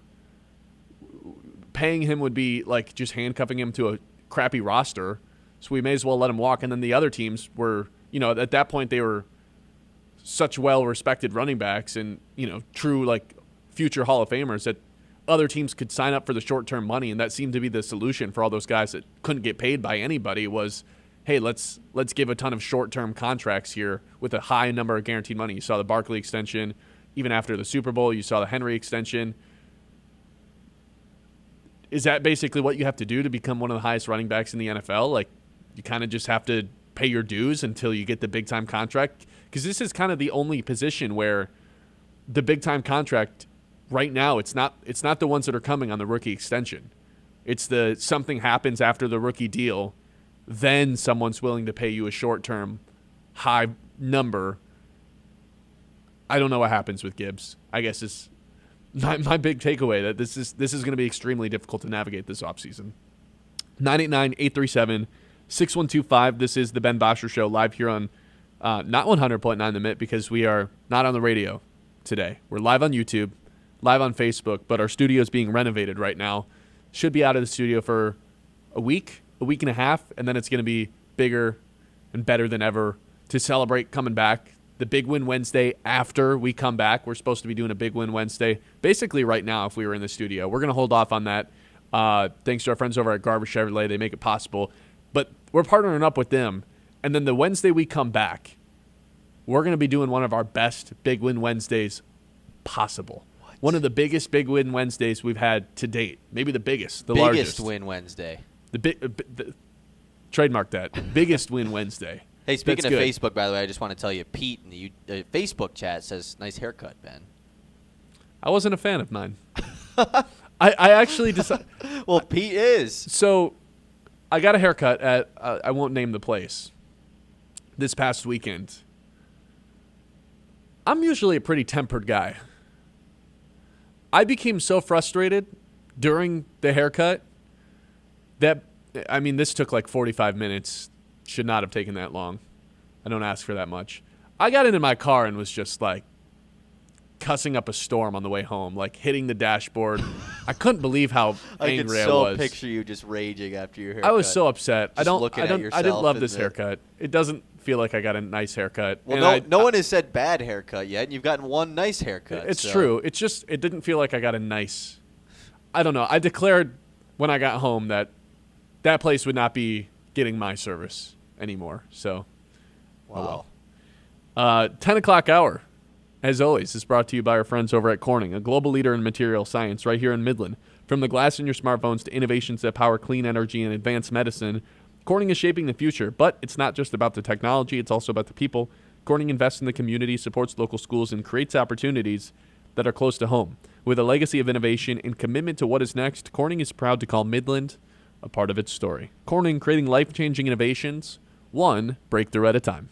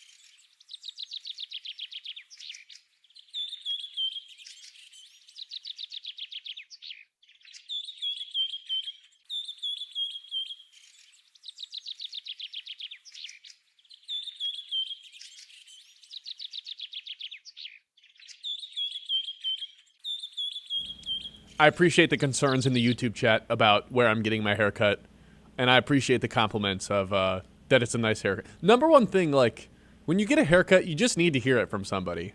Hey, nice haircut. Just a few simple words goes such a long way. Because there's nothing worse than feeling like you got a bad haircut and then nobody says anything, and you just feel like everyone's thinking that you had a bad haircut. Do you ever experience this? Well, the worst is when, like, someone comes up to you like, oh, you get a haircut? And you're like, yeah. And you're like, oh. And that's all they say? What a dumb question. Yeah, of course like, I got a haircut. Yeah, like, do you think it like you're not going to say, like, nice haircut? You know, like, that's the worst thing ever. I think the funny thing is when you get a haircut and, like, 2 weeks later, someone's like, oh, you got a haircut. Yeah, I've seen you every day since I've gotten one, and that happened 2 weeks ago. I might just start telling people that just because. Like, random people all the time. Hey, you get a haircut? No. Oh. I feel like that might be a really good way of messing with somebody. Esco is right in the YouTube chat. He says, you just got to find a barber. He said, for the longest time, it took me an embarrassingly long time to realize that all these other places aren't the greatest. You do just got to find a barber. I haven't found a barber. I had one when I lived in Mount Pleasant. I don't have one now. And, I feel like I need to take my hair game up a level. Like, it's fine. That's the next part of your life, you know? Like, once you get into your, like, mid to late 20s, it's like you really got to lock down what's your like, grown-up adult hairstyle, not just college hairstyle, you know? I don't think I have bad hair, but I feel like I need to upgrade the haircut. Are you a guy that has baldness in your family? Like, will you? No. I have extremely thick hair, so I don't think I have to worry about that. That's good. Fortunately. Although some people are saying in the Big 2-6, bald is actually, it's back. Is it the year of the bald guy? Might be. We've been talking about that. Have Drew you seen Petzing, have you Mike seen Tennessee's Kafka. coaching staff? Tennessee's coaching staff, they hired. Oh, yeah, football. Yeah. Yeah, they hired Robert Saleh to be their head coach. Brian Dable is their offensive coordinator. They're gunning for the Lions right now for the baldest staff there is. I think that we are officially, like, early declaring 2026 the year of the bald guy. It's just early. Like, it's just like right now the bald guys are in first of it being their year. I don't know what the second group is. Who would be the most crazy person to just, like, next time they make a public appearance, they're bald? They just, like, went full on, there go the lights. Yeah, I'll fix that. They went full on shaved head, bald mode. Like, who would be the craziest person that could do that to where it's just like, oh, my God, they're bald? Is it Puka Nacua? Puka Nacua is a really good one. Is it Chris Hemsworth? I don't know. No, you know who it is, actually. It's the guy who's already been winning all these awards every year. Chalamet. Oh. If Chalamet went bald, which he went with the buzz cut, so, like, yeah, bald is way different. Bald is way different, of course. But, like, I guess he kind of already made a shocking haircut. Like, oh, he's got a buzz cut now? And he pulled it off. If he went bald, it would be pretty insane. I think if he went bald, a lot of other people would go bald if he did. What about the president? He's got to be up there, too. That would probably be at the top of the list. LeBron has kind of gone bald. LeBron committed to it, Like, LeBron, I think, is bald now. Yeah. Like, he's got a little bit going on. It's the final era of LeBron. So if LeBron is bald of 2026, then it officially is the year of the bald guy because then it's NFL and the NBA. RP says Troy Polamalu. Yeah, I mean he's the face of long hair, you know. So like but like he's just been out of the game too long. Right. It's got to be someone a little bit more. Nakua's a good one. I like that one. It might be Puka. I like Chalamet. Chalamet might be the answer here for bald guy. If they go bald. Then what the heck happens? Then I'm going bald. What if Dan Campbell were to roll That's out what I'm bald? saying. Like, what if the Lions fully committed to it? They've hired these bald guys. It's like, sure, let's all go bald. What? Okay, how about this? This is a deep cut conspiracy theory. Mike McDaniel did not get the Lions job because Brad Holmes wanted to add as many bald people to the roster as possible. This is your best take yet? That's why Drew Petzing got the hire. That's why they brought in the sous chef in Mike Kafka. Needed more bald guys so Brad Holmes didn't feel alone. What do we think? Yeah, I like that. 989. I'm in on that. 837. Jason Momoa is 6125. Oh, Jason Momoa is a great answer. He would be like unrecognizable. Tom Brady, somebody says. I mean, if Brady went bald, that'd be huge. Dude, that might be towards the top of the list. If he went bald, it would be like, whoa. He just shows up and he's like, hey, KB. What I do you decided think? to chop it. What do you think, KB? Yeah. Tom Brady, Chalamet, Momoa, and Puka Nakua has got to be top four. That's the Mount Rushmore. Yeah, that's the Mount Rushmore. We don't even need a fifth one. Maybe, I guess Trump. The president just has to be on the list. If the president were to walk out bald, then yeah. Well, that was a nice little breakaway segment. Bald dude segment. Bald dude. Yeah, just label that one bald dude in the YouTube. All right. With that being said, we're going to come back. We're going to keep talking about Brad Holmes, bald guy number one, and some of these other contract extensions that the Lions have to dish out, because we talked about Jahmyr Gibbs. I'm not done with that conversation. Jack Campbell has to get an extension. Brian Branch and Sam Laporta, they're going to be very difficult to give extensions to right now due to the injuries, but let's jump into that a little bit more when we come back. Not my best tease. That's okay. 10 o'clock hour, I already told you. That's brought to you by our friends over at Corning. I don't know if I would be necessarily looking to move right now in the freezing cold, but in today's housing market, you kind of have to jump on anything you see. I wouldn't be hesitating right now. I wouldn't say I'm an expert in the housing market, but I know who is. Matt Smith, Modern Realty. If you're looking to move, meet Matt Smith of Modern Realty, redefining real estate with a fresh, modern approach. Whether you're buying, selling, or investing, Matt Smith delivers personalized service tailored to you, cutting-edge marketing, local expertise, and a commitment to making your real estate experience as smooth as possible. From cozy starter homes to luxury properties, they know how to find you the perfect fit. Trust a team that combines innovation, the real-world know-how that is Matt Smith of Modern Realty. By the way, typically we're doing a Big Win Wednesday thanks to our friends at Garber Chevrolet. We're going to take a time out on that for 2 weeks since we're out of the studio. But when we do return to the studio and return to the radio, because we're not on the radio today and for the next couple of days, when we do return to the radio, one of our biggest Big Win Wednesdays possible. Biggest Win Wednesday in a couple of weeks. So if you were looking for a prize today, wait until a couple weeks. February 11th, we're going to unleash something big. I'm excited. 989-837-6125, live on YouTube, live on Facebook. This is the Ben Bosscher Show.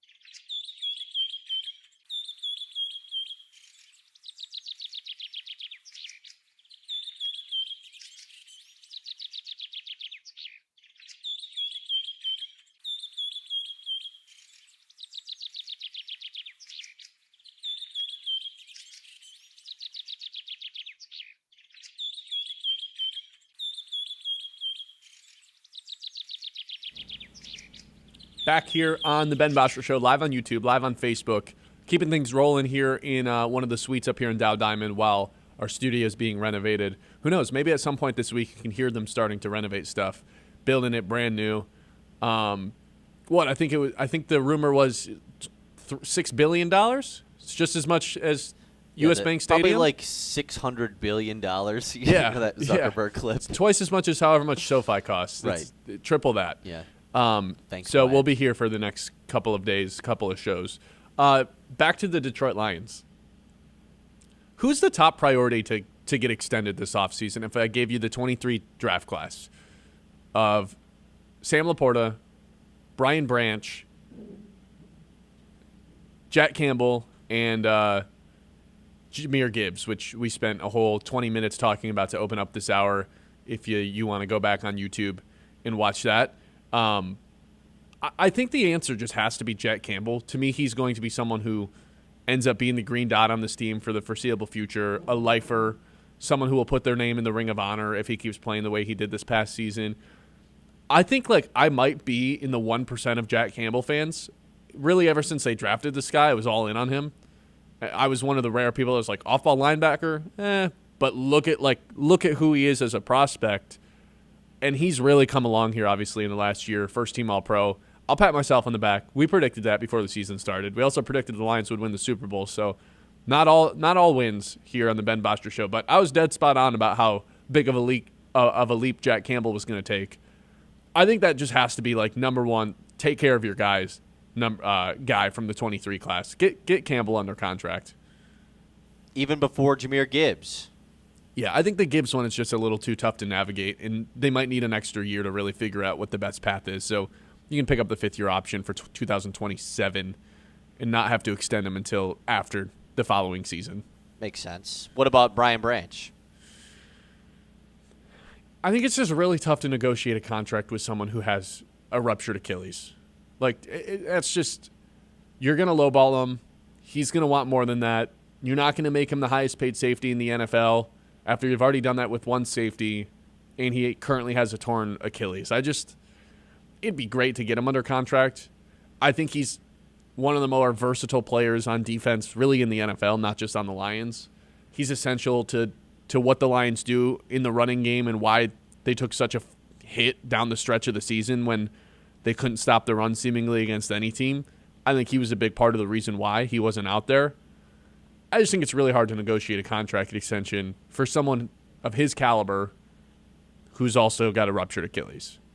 That doesn't make a ton of sense to me. Yeah, I mean, the part about, they're for sure going to lowball him, like you said. That just is going to happen. So the issue is he doesn't have a fifth-year option. So, if they don't extend him this offseason, he's just going to play his fourth year and then they're going to have to figure he's going to hit the open market hitting next the year? open market, though, for Brian Branch, that's scary. I don't love that. No, I don't love that either, but I don't really know what the alternative is. And you're looking at the exact same situation with Sam Laporta. Doesn't it feel like these guys were rookies yesterday? Yeah. And now they're entering the last year of their rookie contracts. Yeah, year 4 for all these guys, man. It's crazy. I don't know how they're going to extend Sam Laporta either with his back injury. I'm going to maybe the Sam Laporta one's going to be easier to do during the season. It's just hey man, we want to see you at training camp and have some of your medicals before we give you this massive extension. But once he's there, I don't have a problem with giving Sam Laporta one. I think he's a guy who's earned it. But I think Campbell is the number one. Just take care of your guy. You know what he's about. You know what kind of business he has.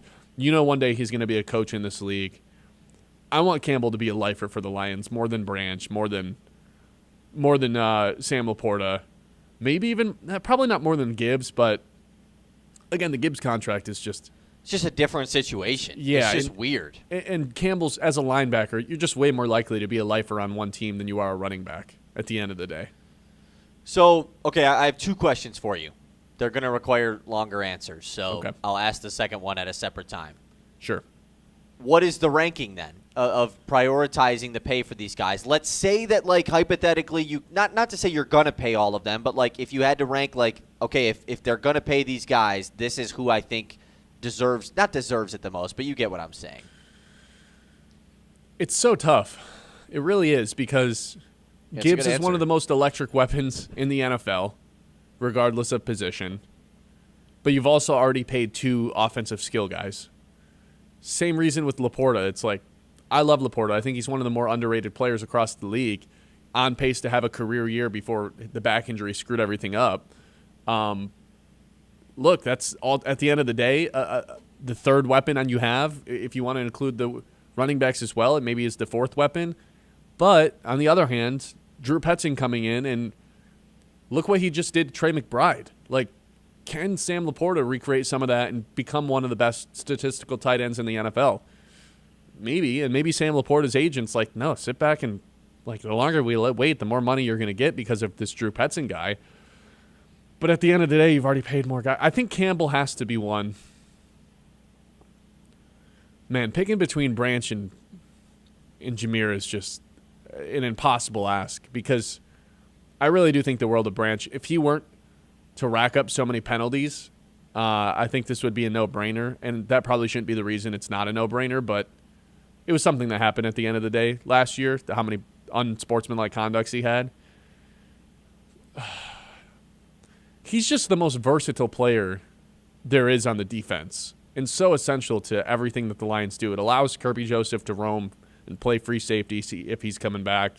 It allows him to do all these different sorts of personnels and line up in a lot of different ways. But putting 2 guys ahead of Jahmyr Gibbs seems crazy. That's what I was going to say. Like, I don't think Gibbs can – if Gibbs is not in the top 2, then, like, I think the he list has is to be wrong. 2, but Branch is – it almost feels like Branch has become underrated just because he's been away for so long. It feels like that with Laporta, too, man. Yeah. This is going to go down as one of the best draft classes ever. Even if some of these guys end up leaving, like the way we look back at that, what was it, a 2018 Saints draft? 2019? 17 Yeah. Saints draft, where it was like Anzalone, Kamara, who else was in there? Cam Jordan? No, Cam Jordan was way before that. It was Marshawn Lattimore, Alvin That's Kamara, right. Ryan Ramczyk, Marcus Williams, Trey Hendrickson.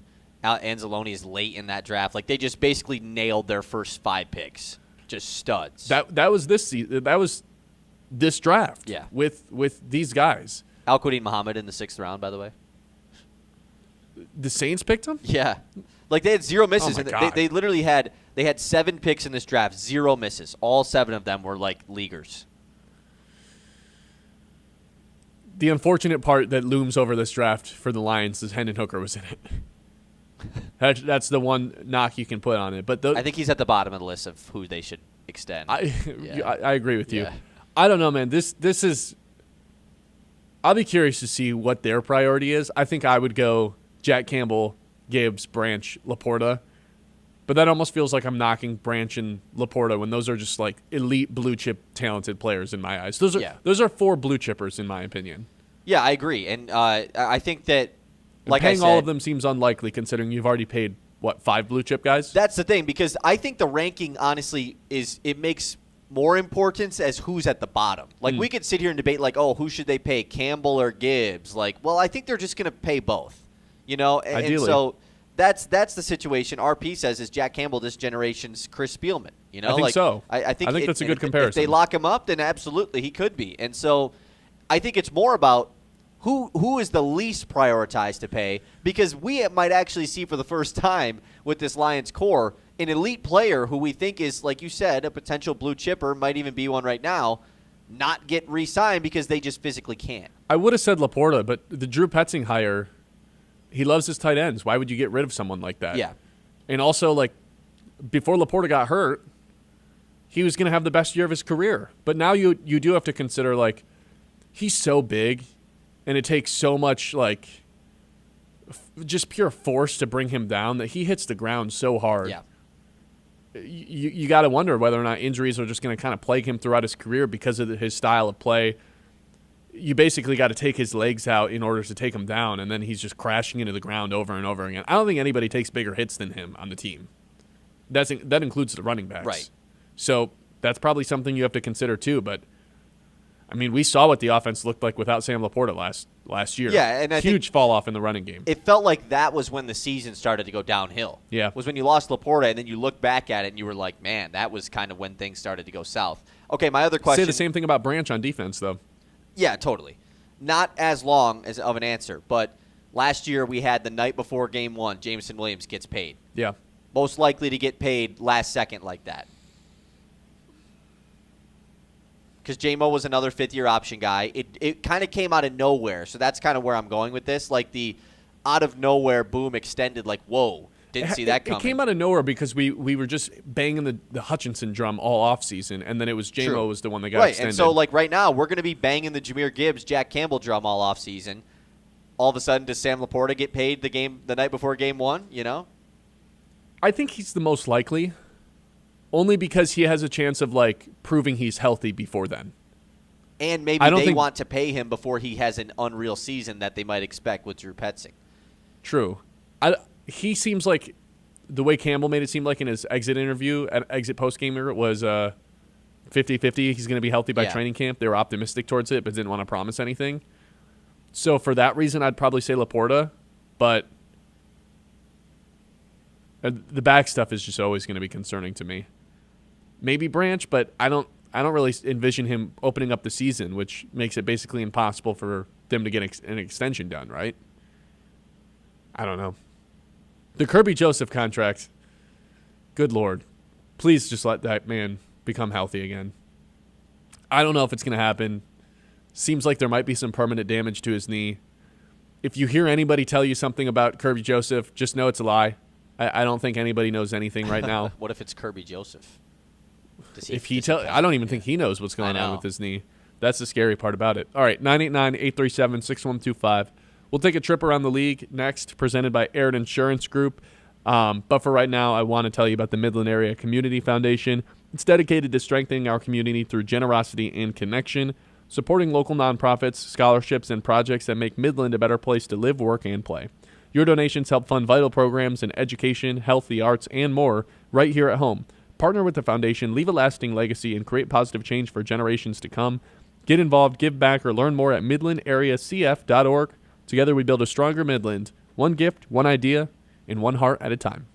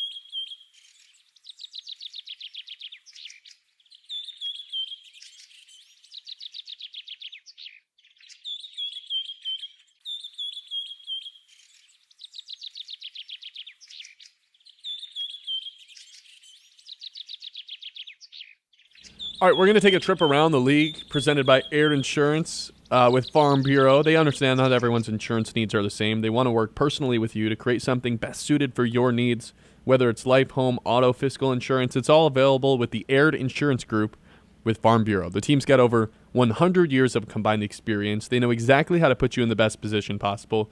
The experience matters, and that's why the Aired Insurance Group with Farm Bureau Insurance is the way to go, serving the Tri-Cities with locations in Bay City and Saginaw. All right, we've got a little bit of breaking news to open up around the league. Cleveland Browns, they've hired Todd Monken, former offensive coordinator with the Baltimore Ravens under John Harbaugh, former Georgia offensive coordinator, back-to-back national champions, to be their next head coach, which means we've only got 2 more open jobs left, Arizona and Vegas, with one of those being much more enticing than the other in my eyes. I don't hate this Todd Monken pairing with Cleveland. I like it more for Monken than I do for Cleveland, I suppose. It's a low risk. You know what you're getting. Todd Monken's obviously never been a head coach, but it felt like Cleveland for the longest time was trying to go swing on a younger guy. They tried to get that Jaguars offensive coordinator in there. There was a couple other 30-year-olds they were looking at. Dudes. I think if I'm Cleveland, that's obviously what I would have wanted to take, but it felt like no one wanted to take that job, so you go with someone who's a little bit more safe, a little bit on the older side of things too. I like it, like I said, more for Todd Monken because it's like, okay, odds are you're probably not going to, if someone wants you to be a head coach right now, it might never happen again, and that's what it kind of felt like the direction it was heading. So he finally gets his chance to be a head coach. I don't think he's going to succeed in Cleveland. I don't think anybody's set up to succeed in Cleveland. That's the thing. It's like whether or not we like Monken or not, does it actually matter? Like Cleveland, you don't even know who your QB is. And the other thing, too, is I was going to say I don't mind this hire because, like you said, it does make sense. An older guy, a vet that has a ton of NFL experience. His cousin, Jeff Monken, has been awesome at Army. They have just a football family group. Todd Monken, though, he's not bald. We're doing this bald dudes thing. No, I'm just kidding. Yeah, I don't know. I just think that no matter who, I like it more than hiring the young guy, I think, for that I'd rather just swing on the young guy. For that specific team. But I don't know. Is this, blowing anybody's socks off? I don't think so. It's a known name. Yesterday, right, as the show was ending, the Bills hired Joe Brady to be their head coach. This is I can't believe this doesn't happen more often. The fired coach upgrade or promote the offensive coordinator. You just don't see that happen very much, and the Bills pulled the trigger on it. I don't know if the Bills fans are in love with this idea. I think this is a nice move. I think he needed just to be removed. Sean McDermott just couldn't get the team over the hump, And not just that, but you listen to his speeches in the locker room, and obviously he had that infamous 9/11 speech that was just basically sums up his entire legacy in Buffalo.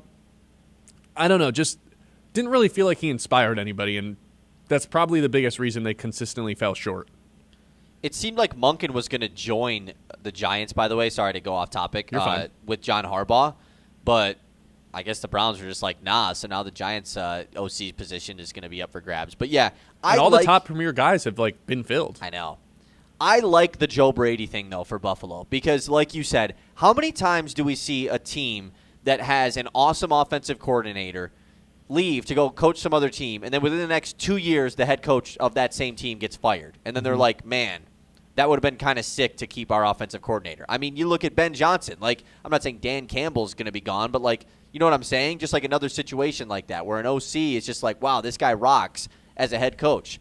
I like this. It's not the pleasing headline story for Buffalo that Phillip Rivers would have been and all these crazy names that they had. They were going to hire Davis Webb, the pass game coordinator who was 30 of Denver. That was a guy that Josh Allen apparently really liked. That would have been crazy. I think this is a good fit. I like this for Buffalo. And he knows this. He knows the structure. It's not a ton is going to change, but hopefully they have someone to just fire him up before these games because it felt like they were walking into some of these playoff games just, I don't know, it's just without some fire, without some passion the last couple of seasons. So I like that fit.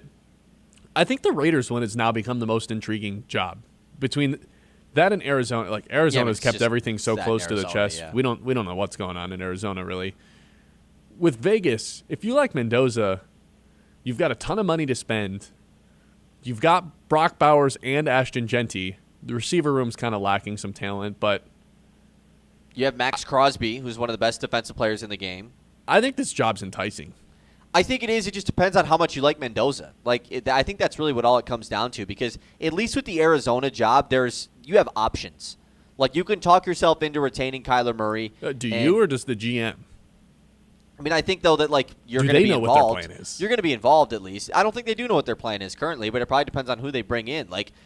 Do you trade Kyler and draft a QB? You have a high enough pick. Do you like anybody enough where you're going to? Do you just run back Jacoby Brissett and do a reset year for a season until you get it in the draft next year with a guy you like? You acquire an extra pick by trading Murray? Or do you keep Kyler Murray and try to run with just a different group of guys? I think that at least you have options there. The Raiders' job is more enticing from a young guy's standpoint. Yeah. So, yeah. If I'm Clint Kubiak, I'm looking hard at that Vegas job. If I'm Davis Webb, I'm looking hard at that Vegas job. I have a feeling Arizona's just going to end up hiring someone that none of us have ever heard of, similar to the way that the Lions hired Drew Petzing. It's just going to be out of the blue, hey, this guy's our new head coach. And everyone's going to be like, who is this?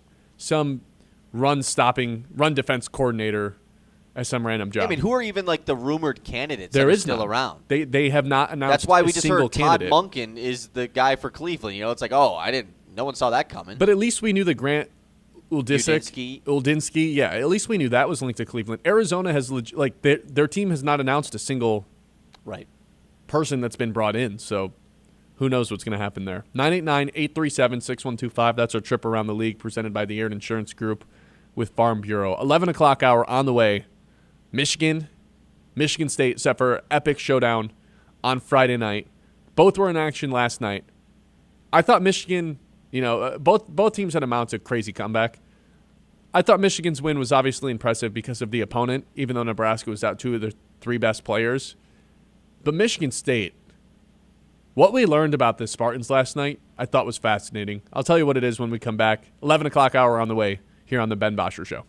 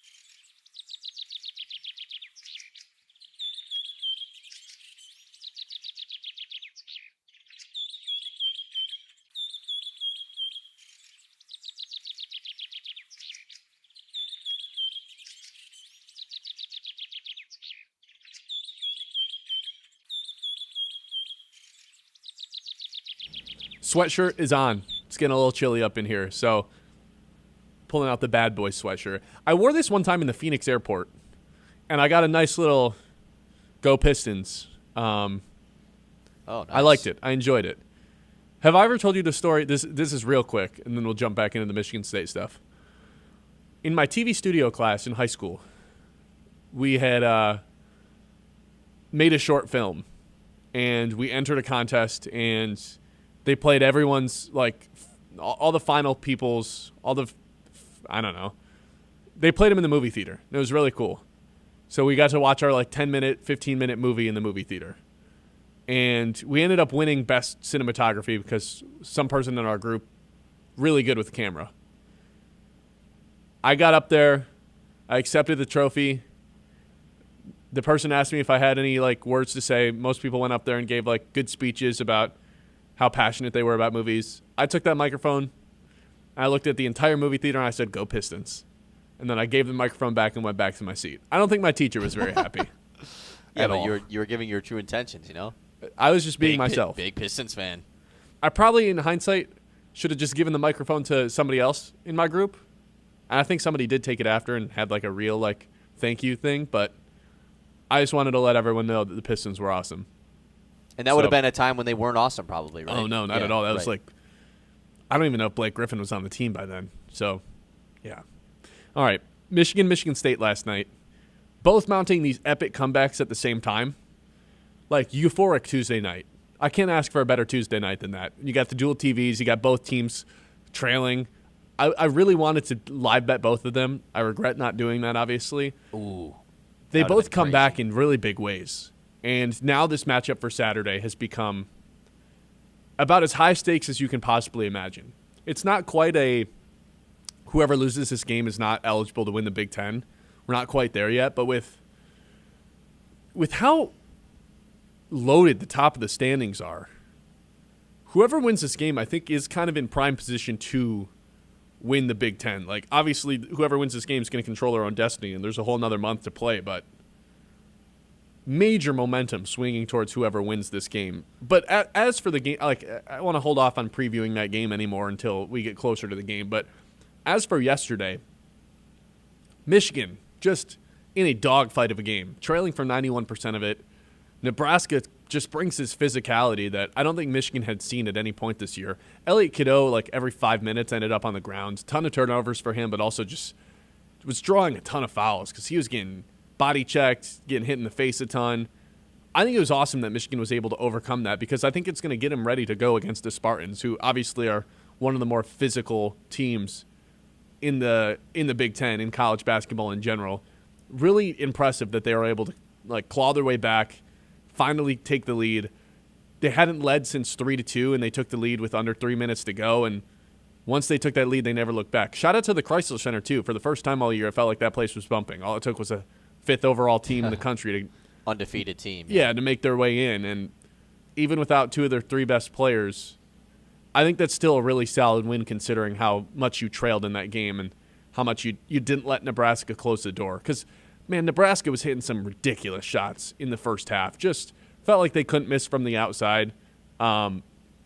Michigan hung in there, though. It's a game of runs. Nebraska went on a run basically for the first 15 minutes of the game.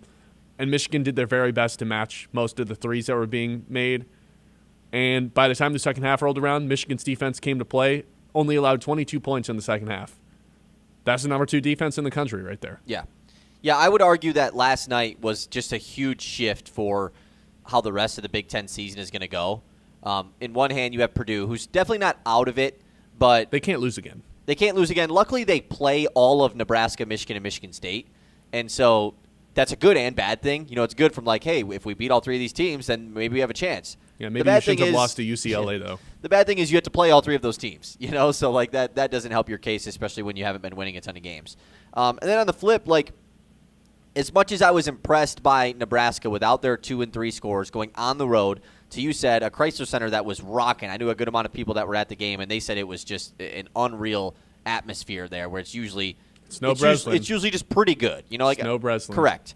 And so I still think, though, that Nebraska, all it needed was one of their games to finally the horn to hit and they didn't win, and maybe we might just see this thing unravel a little bit with them.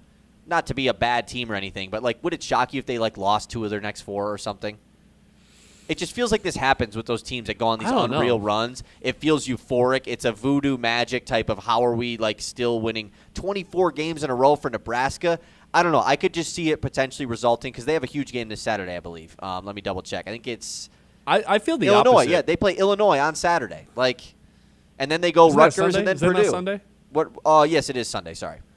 I don't know. I feel the opposite. I feel way better about Nebraska after last night. I did too, but them losing, I think, is just going to be potentially the start of something not in their favor.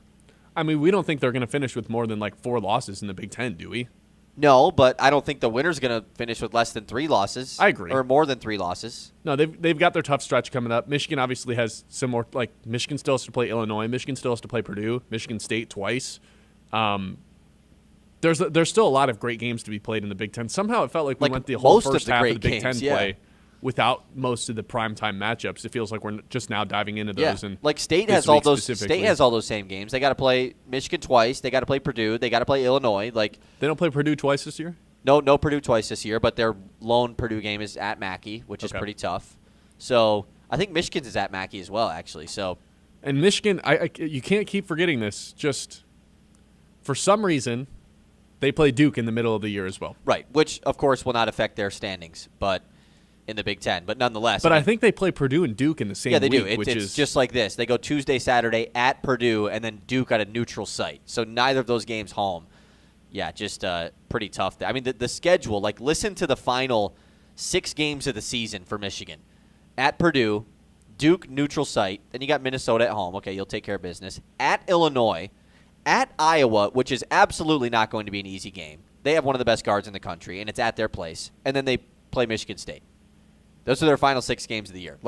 Truly, really tough. So I just want to ask you, based off of last night, what was affected most for Friday's game based off of last night? Whether it's a Michigan State thing, whether it's a Michigan thing, what did you see the most last night that makes you think, okay, this is going to change anything or this is going to affect their matchup on Friday?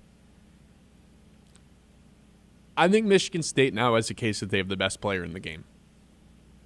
And I know Yaxel is just a better prospect, more well-rounded player. But Jeremy Fears gets any basket he wants, gets any look he wants, gets to the free throw line whenever he wants down the stretch of these games. This has always been Michigan State's thing. They let a team hang around. They're not great at the beginning of these games, and by the time the second half of the second half is in action, their defense is just on another level. And in the same way that their defense gets to another level, it feels like Jeremy Fears reaches this. Now I've just got not only the ball but the game in the palm of my hands, and I've just mastered how to operate the floor. He has proven to be just unstoppable down the stretch, and he was unstoppable yesterday. He's the biggest reason Michigan State mounted a comeback, 15-plus points in the second half. Had some turnovers in the first half, cut down on that in the second. Back-to-back games where it's you look at Jeremy Fears' stat line, and yesterday it's 27-9. Over the weekend it was 17-17. He's become one of the best point guards in the country. So I think that's to me what has shifted here, where maybe Yaxel's still the most well-rounded player, but in terms of hey, we have this guy and you got to figure out how to stop him. I don't know if there's anybody on Michigan as dominant as Fears can be. Yeah, and I think it's important as well.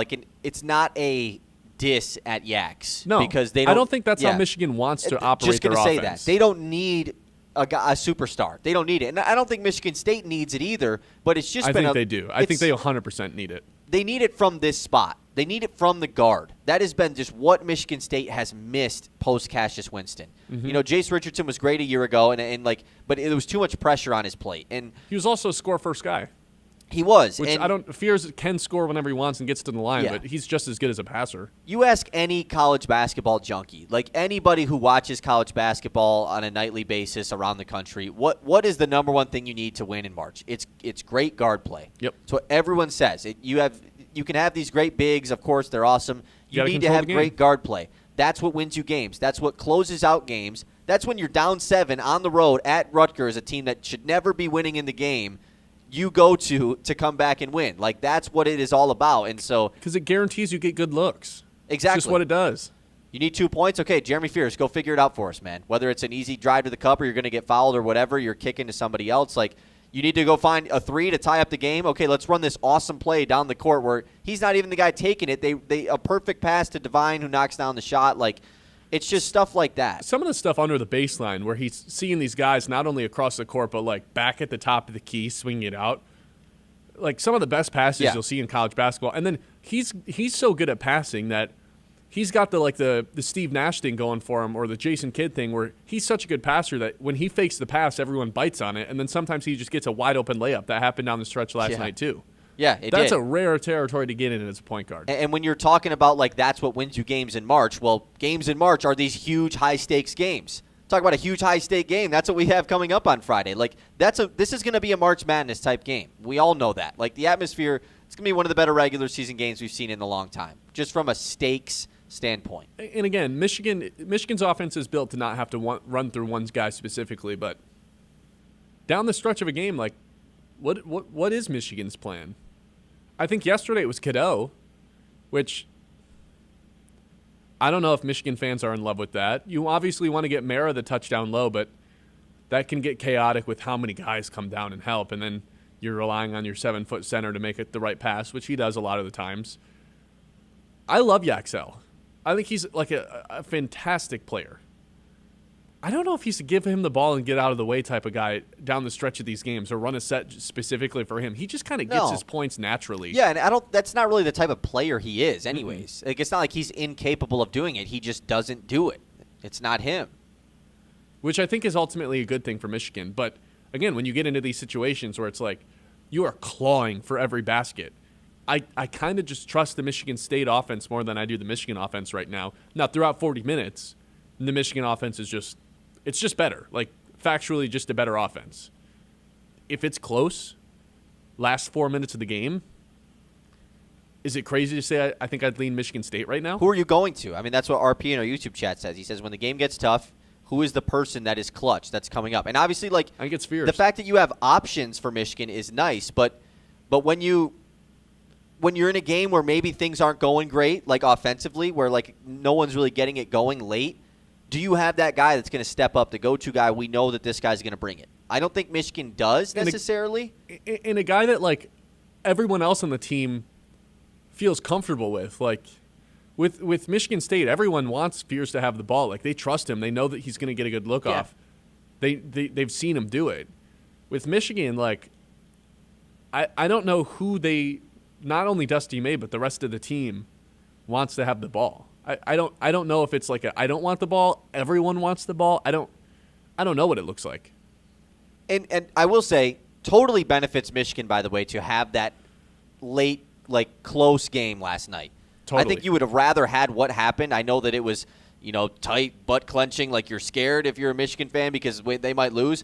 You would have rather had what happened last night than just winning by 12. Sure. Because to prepare for the game on Friday, there's no way that game is going to be a blowout in favor of Michigan.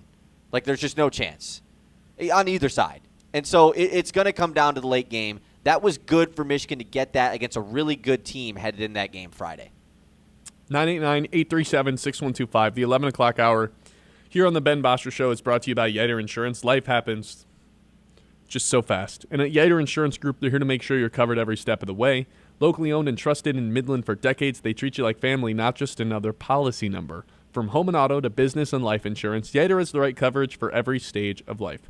Their team makes insurance simple with expert advice and real people that you can actually talk to. Yeiter Insurance Group will be there when you need us since 1940.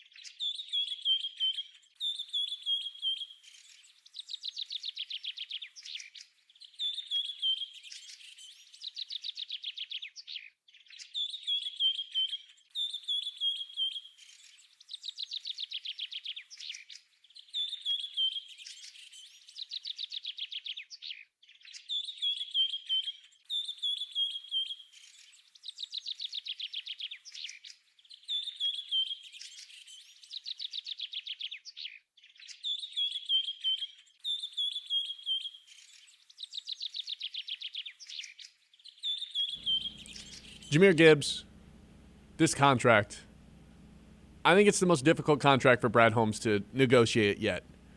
The history of first-round running backs getting contract extensions by the team that drafted them, it's grim. It doesn't really exist here in the last 6 seasons. You've got Gibbs and Bijan both went in the first round, 12th and 8th overall in 2023. None in 22. 21, it was Najee Harris and ETN. Neither got extensions. 2020, it was Clyde Edwards-Helaire. That was the only guy that went in the first round, 32nd overall. Is he still in the league? Did we ever find that out? I don't think he is. Yeah, I don't think he's still in the league. Josh Jacobs in 2019 was the only first-round running back. Vegas declined his fifth-year option, ended up franchise tagging him because it was cheaper, and then he just left and signed with Green Bay. So they weren't able to retain him. And then 2018, Saquon Barkley, Rashad Penny, and Sony Michel, speaking of guys who aren't in the league anymore. Saquon Barkley went second overall. They pick up his fifth-year option. They franchise tag him to keep him an extra 2 years after that rookie deal.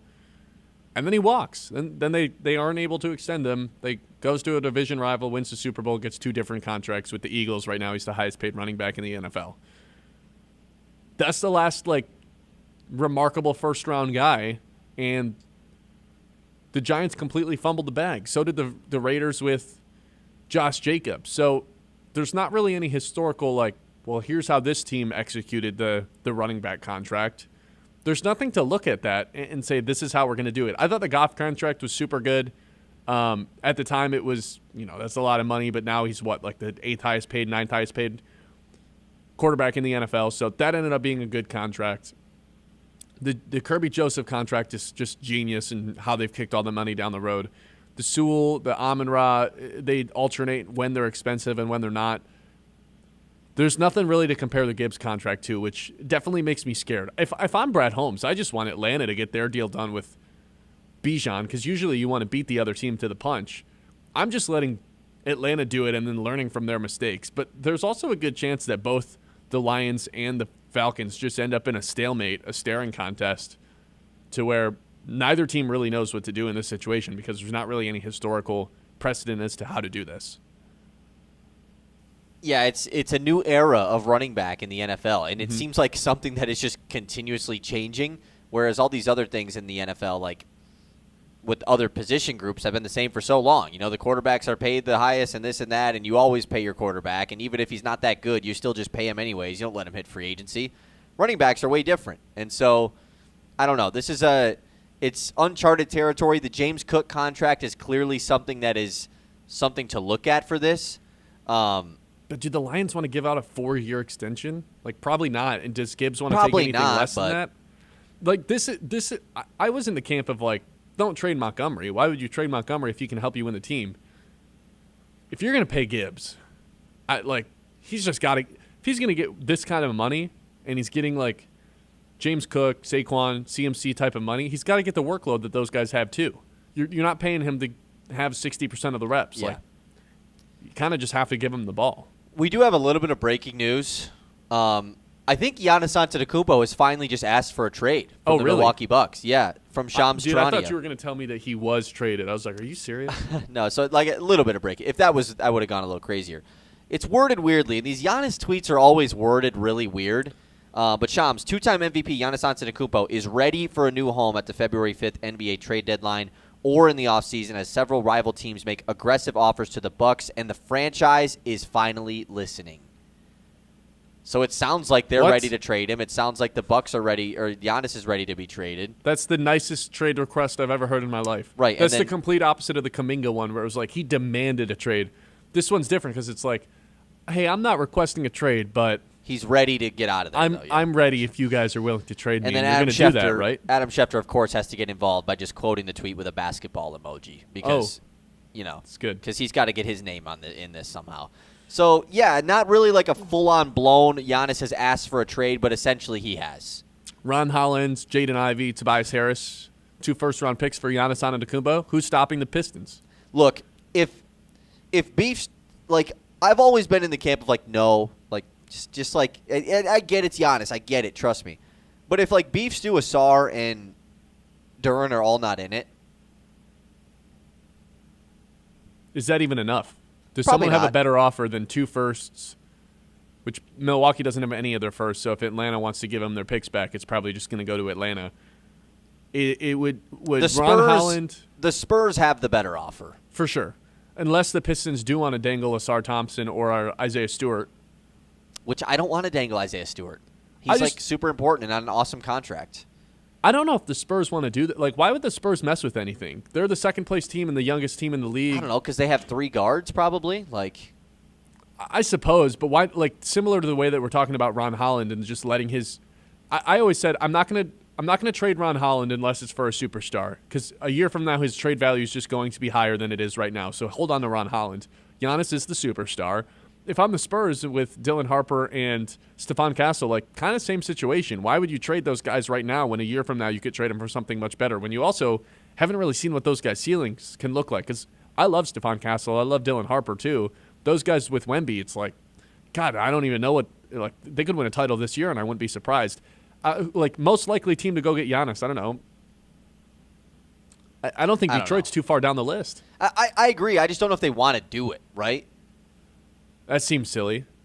Well, I mean, no, I doesn't. know what you mean of keeping your core together and wanting to keep onto your first. Giannis is a 32-year-old that has dealt with, 3 different calf strain injuries this season? Yeah. Like, that's not a great sign. No, you're right about that. He's good, but... Let me ask you this then. Yesterday you said you'd take the Timberwolves, you would take the Thunder, you would take the Nuggets, all healthy, and maybe even the Rockets over the Pistons. If they had Giannis and didn't have Isaiah Stewart and didn't have Ron Holland and didn't have Ivy, just kills it for me, man. He's a better rim protector than look. I love Isaiah Stewart as much as the next guy. He's not winning a depoy. Giannis has done that. Would Giannis, Duran, Asar? Honestly, I don't know. Asar would probably have to be in it because you can't really play Giannis and Asar together. Would Cade Cunningham, Karis LeVert, Giannis, Duran, and I guess maybe Duncan you keep Ron Holland and you trade Asar? Would that win a title? Not a lot of shooting, but not a lot of shooting at all. Become the best defensive team. You'd have to make another trade to get some more shooting for sure. You'd become the best defensive team in the league, I think, passing OKC. Is Giannis healthy? I think that's the big part because he's injured currently. Not right now. Yeah. We'll see what happens. I think it's something you'd rather do in the offseason. If give yourself, see how this season goes, make a smaller trade at the deadline, and then if the offseason it comes around, then you do it then.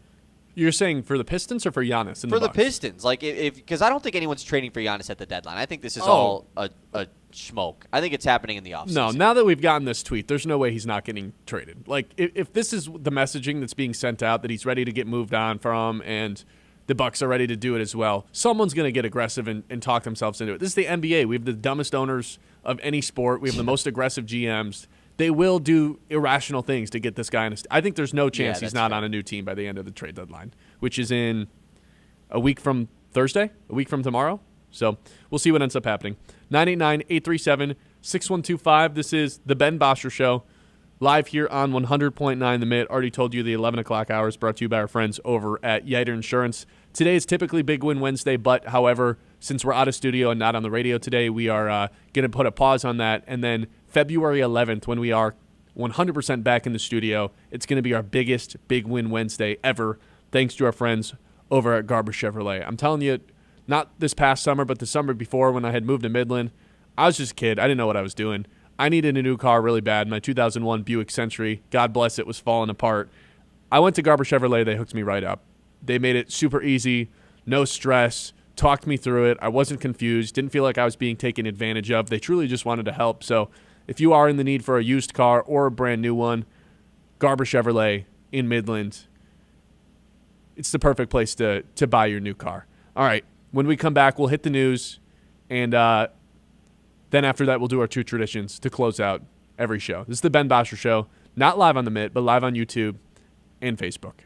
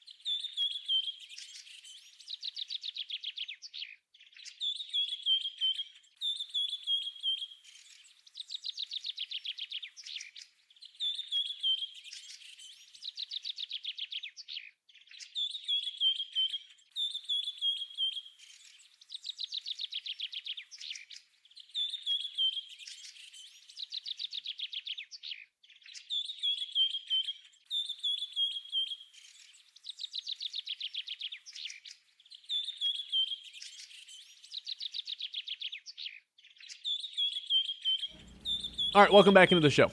We've got some traditions to get to, but before we do that, let's go to Kyle and see what's happening in the news. Yep, let's do it. Okay, we got big news coming out yesterday. College football news, that is. The schedule has come out in the Big Ten. All right, why not? Let's take a look at it. For Michigan and Michigan State, and we'll just run through it. Michigan, a ton of home games this year. 8 different home games. They do have a pretty tough stretch in the middle of the season. So here they go. They go Western, Oklahoma, UTEP. At home for Western, not in Germany anymore. That's right. I forgot that's not in Germany. They wouldn't allow Sharon Moore over there. Was that what it was? Or oh, no, I forgot he's no longer the coach. So, that's going to be at home at the Big House. Western Michigan, Oklahoma at home, UTEP at home. So maybe they get some revenge on Oklahoma, who I think is getting John Mateer back. Why wouldn't they? Am I wrong about that? Well, I thought he was one of those guys that thought was going to be out of eligibility. Actually isn't. Oh. Now I want to double check that. I don't know. Because that would be pretty big, obviously, if he comes back. Give me 1 second. What else is going on? I wanted to check to see if he was coming back. We're just moving off of this topic completely, or no? I want to know if Mateer's coming back. He was a big time quarterback. No, we're just moving off of Michigan's schedule now. Oh. You want to know what else is going on? I guess. I want to talk about Bill Belichick. Why is he not in the Hall of Fame? Let's talk about Bill Belichick then. Yeah, no, screw what I had going. Yep. No, you got it. Why is he not in the Hall of Fame? Not a first ballot Hall of Famer. That makes no sense to me. Like, he's eligible to go to the Hall of Fame and he doesn't get voted in yesterday? What? This has to be because of what happened in North Carolina this season, right? People are just have a sour taste in their mouth about Bill Belichick. What on earth would suggest this guy's not a first ballot Hall of Famer in the Football Hall of Fame? 6-time Super Bowl champion, one of the best coaches ever. I don't really understand how he's not in the Hall of Fame this year. Not that I'm like this big Belichick apologist, but I don't think it takes someone who's that much into football to recognize he should probably be a first ballot Hall of Famer. Yeah, I just don't really know what else he'd have to do. Right. I don't know. This was weird too because it's not like the classes were announced. It was just Belichick found out that he wasn't going to be in it and told somebody about it, and then it got reported to ESPN. So it's just it's a weird story. He's got to get 80% of the votes, so 40 out of the 50 votes have to come in. Didn't get him. Yeah, I mean, I don't know. Who the hell is voting for this? No idea. Anyway, we can do the Michigan schedule now. I'm sorry. That was mean. Anyways. It wasn't my intention. So the rest of the games, Michigan, their conference schedule goes versus Iowa, at Minnesota, and then they have a pretty tough stretch here. Penn State at home, which Penn State's going to be at least somewhat back this year, right? There's no way that Penn State just sucks next season. So then they go Indiana at home. That's going to be fun. That is going to be super fun. Signetti coming to the Big House. At Rutgers on Halloween. And then it's MSU at home, so a little bit later for the Michigan State game. It's on November 7th this year. Mm-hmm. At Oregon for Michigan, and then they close with versus UCLA and at Ohio State. So that 5-game stretch with Rutgers wedged in the middle of Penn State, Indiana, Rutgers, MSU, Oregon. Where's the UCLA game? UCLA is at home. Okay. So at Oregon, actually, is their lone West Coast game this season. For Michigan State, their schedule's out. I mean, it's going to be tough no matter what just because they're not nearly as good as Michigan. A couple MAC schools to kick off them. They go Toledo, Eastern Michigan at home. Their big non-conference game this year is Notre Dame. They're at Notre Dame, third week of the season. I don't think that's going to go too great. But you never know. You never know. Nebraska at home, at Wisconsin versus Illinois. So their first 3 games to open up Big Ten play, you're not facing Oregon or Indiana or Michigan, but you're facing 3 that next tier of Big Ten teams. Wisconsin maybe isn't in that group because they weren't good last year. Versus Northwestern, at UCLA, at Michigan, versus Washington, versus Oregon, and at Rutgers. So no Ohio State on the schedule, no Penn State on the schedule. Kind of getting away with that is MSU, but they do have to take on Oregon. No Indiana either, so pretty light in that aspect. Yeah, there is an avenue for Pat Fitzgerald in year 1 to have a pretty good record. I'm not saying a Kirk Signetti turnaround. Those comparisons need to stop. There's not just going to be a Kirk Signetti team every year. But if Pat Fitzgerald really can find something here, the schedule does favor Michigan State to be able to bounce back in a big way. Yeah. I kind of wish they were going to Northwestern. Would be cool to see Pat Fitzgerald return there. Aiden Childs, Childs, though, yeah. he's coming to East Lansing. Oh, I didn't think about that. At least that is a home game for the Spartans. it's in East Lansing, yeah. Oh, so man, that's going to be fun. You that's don't gonna really be get really that good. very often where the quarterback who transfers away stays in the conference and then you get to play him in your home stadium. Next season, yeah. Oh, my God. That's the one bad part about not playing Indiana. Nick Marsh doesn't get to come back, but I think Michigan State. I think Michigan State fans are fine with that. I was going to say, I don't think they're very upset about that. Okay. You said Kirk Cincinnati in the Big House might be fun, by the way. Fun for who? Not Michigan fans. He's going to run that scoreboard up. He's a psychopath, man. He was really that is. game that game was in the Big House 2 years ago, right? Indiana, Michigan, when Michigan No, wasn't I thought very that was good. on the road. I could be wrong, but I'm pretty sure that one was on the road, and Michigan hung in there. They kept it pretty close for a while. That's what I was going to say. Like, it was a good game. Yeah, that was just the worst Michigan quarterbacking you'll ever see in your life. Yeah, it was in Indiana, Yeah. 20-15. I remember was the score watching of that at a game. tailgate in East Lansing. Yeah, because it felt like Michigan was going to give Indiana their first loss because they were undefeated up to that point. Yeah, that's right. Man, just crazy. Just talking about Indiana in general is just wild. Speaking of Indiana, we've mentioned a few times, but just got to let everybody know. They beat Purdue last night. The Hoosiers have been kind of skidding in Big Ten play, and Purdue is just skidding even harder right now. Indiana at home knocks them off 72-67. It's the third loss in a row for the Boilermakers.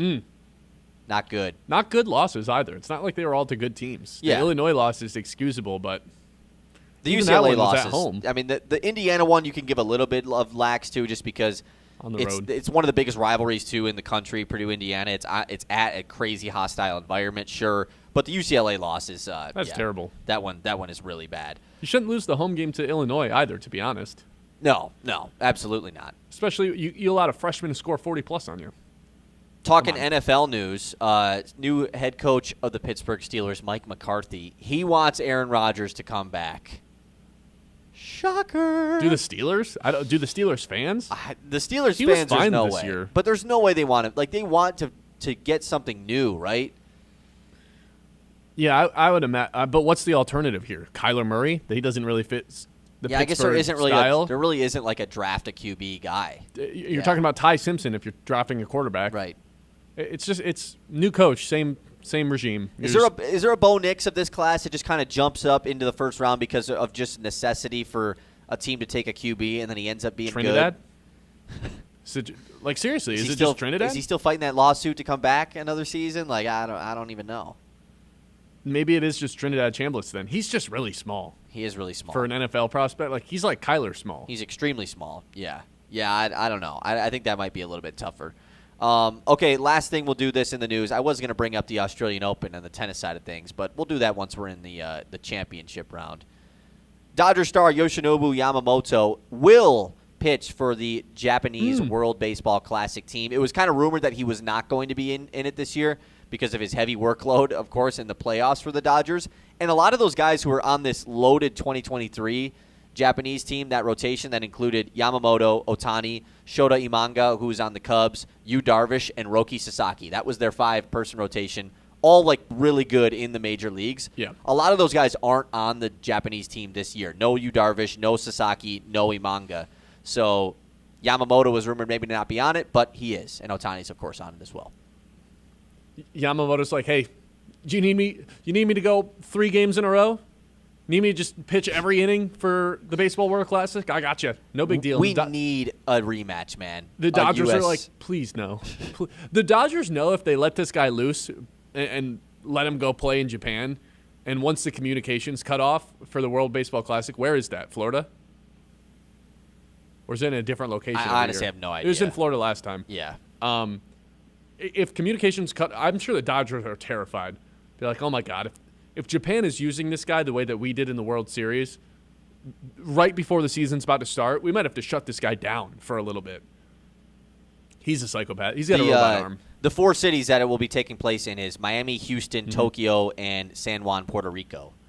Well, those are like Tokyo in there. They jump around. Like the Japanese will probably play some of the teams that are closer to them in location, and then the championship game will of course be played. Yeah, we need a rematch. Championship game will be in Miami. Yeah. Last year, the last time around, we got Shohei pitching to Mike Trout to end it, right? That was how the World Baseball Classic ended. Yep.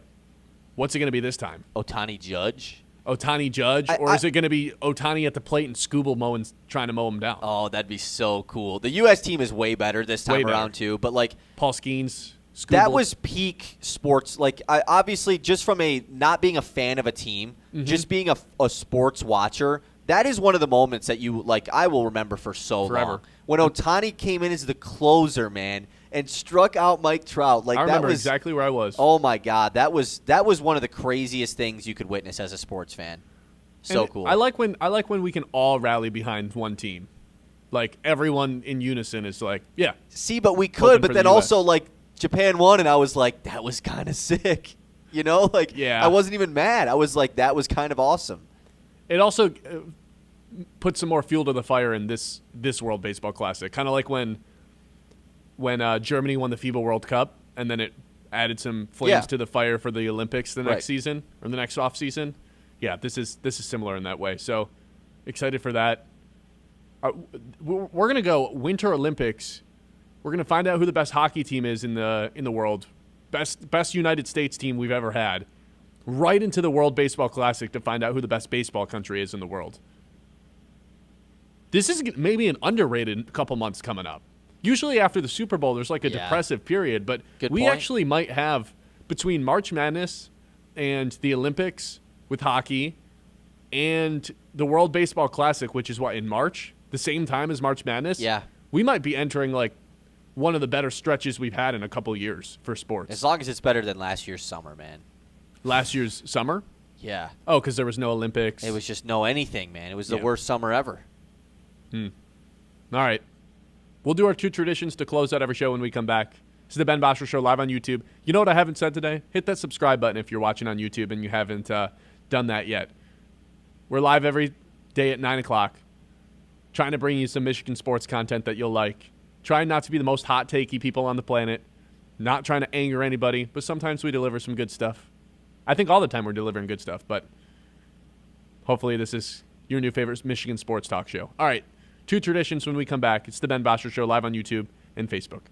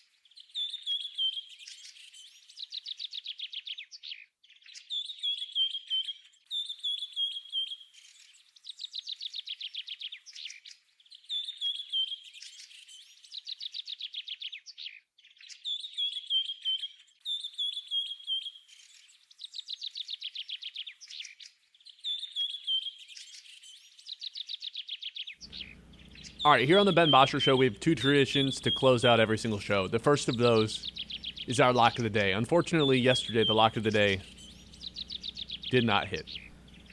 It felt like it was going to the entire length of the game, and then the Nuggets mount to have come back in the fourth quarter and nearly steal a win from the Pistons. But we had Pistons -6. I figured 4 starters out for Denver. Pistons could have taken care of business. Yeah, it looked they really put good. up a good fight. It looked really good for a while. Like, I mean, they were up by 7+ like the whole game. Yeah. And then at the end of the game, it just wasn't enough. So, do you want me to do like the lock of the day sounder? Like, We have that? no, like I'm just saying, like have me. No. I don't think we need to do that. Okay, so yeah, did not hit today. So you're 9-9 now in the Big 2-6 as far as picking the games go. You still are above 500 though. You're plus money, plus 0.63 units. You are down slightly on this week though. How many units am I down? 0.08. Oh, wow. Yeah, just close. barely. Yeah. Today I'm going to go with a little bit of a higher bet. What is it, plus 130? Plus 132? Plus 126. Oh, close. Plus 126. I got the Spurs to win tonight. Spurs are taking on Houston, Battle of Texas. I mean, I guess the Mavericks can be thrown in there too, but they're not really in that conversation.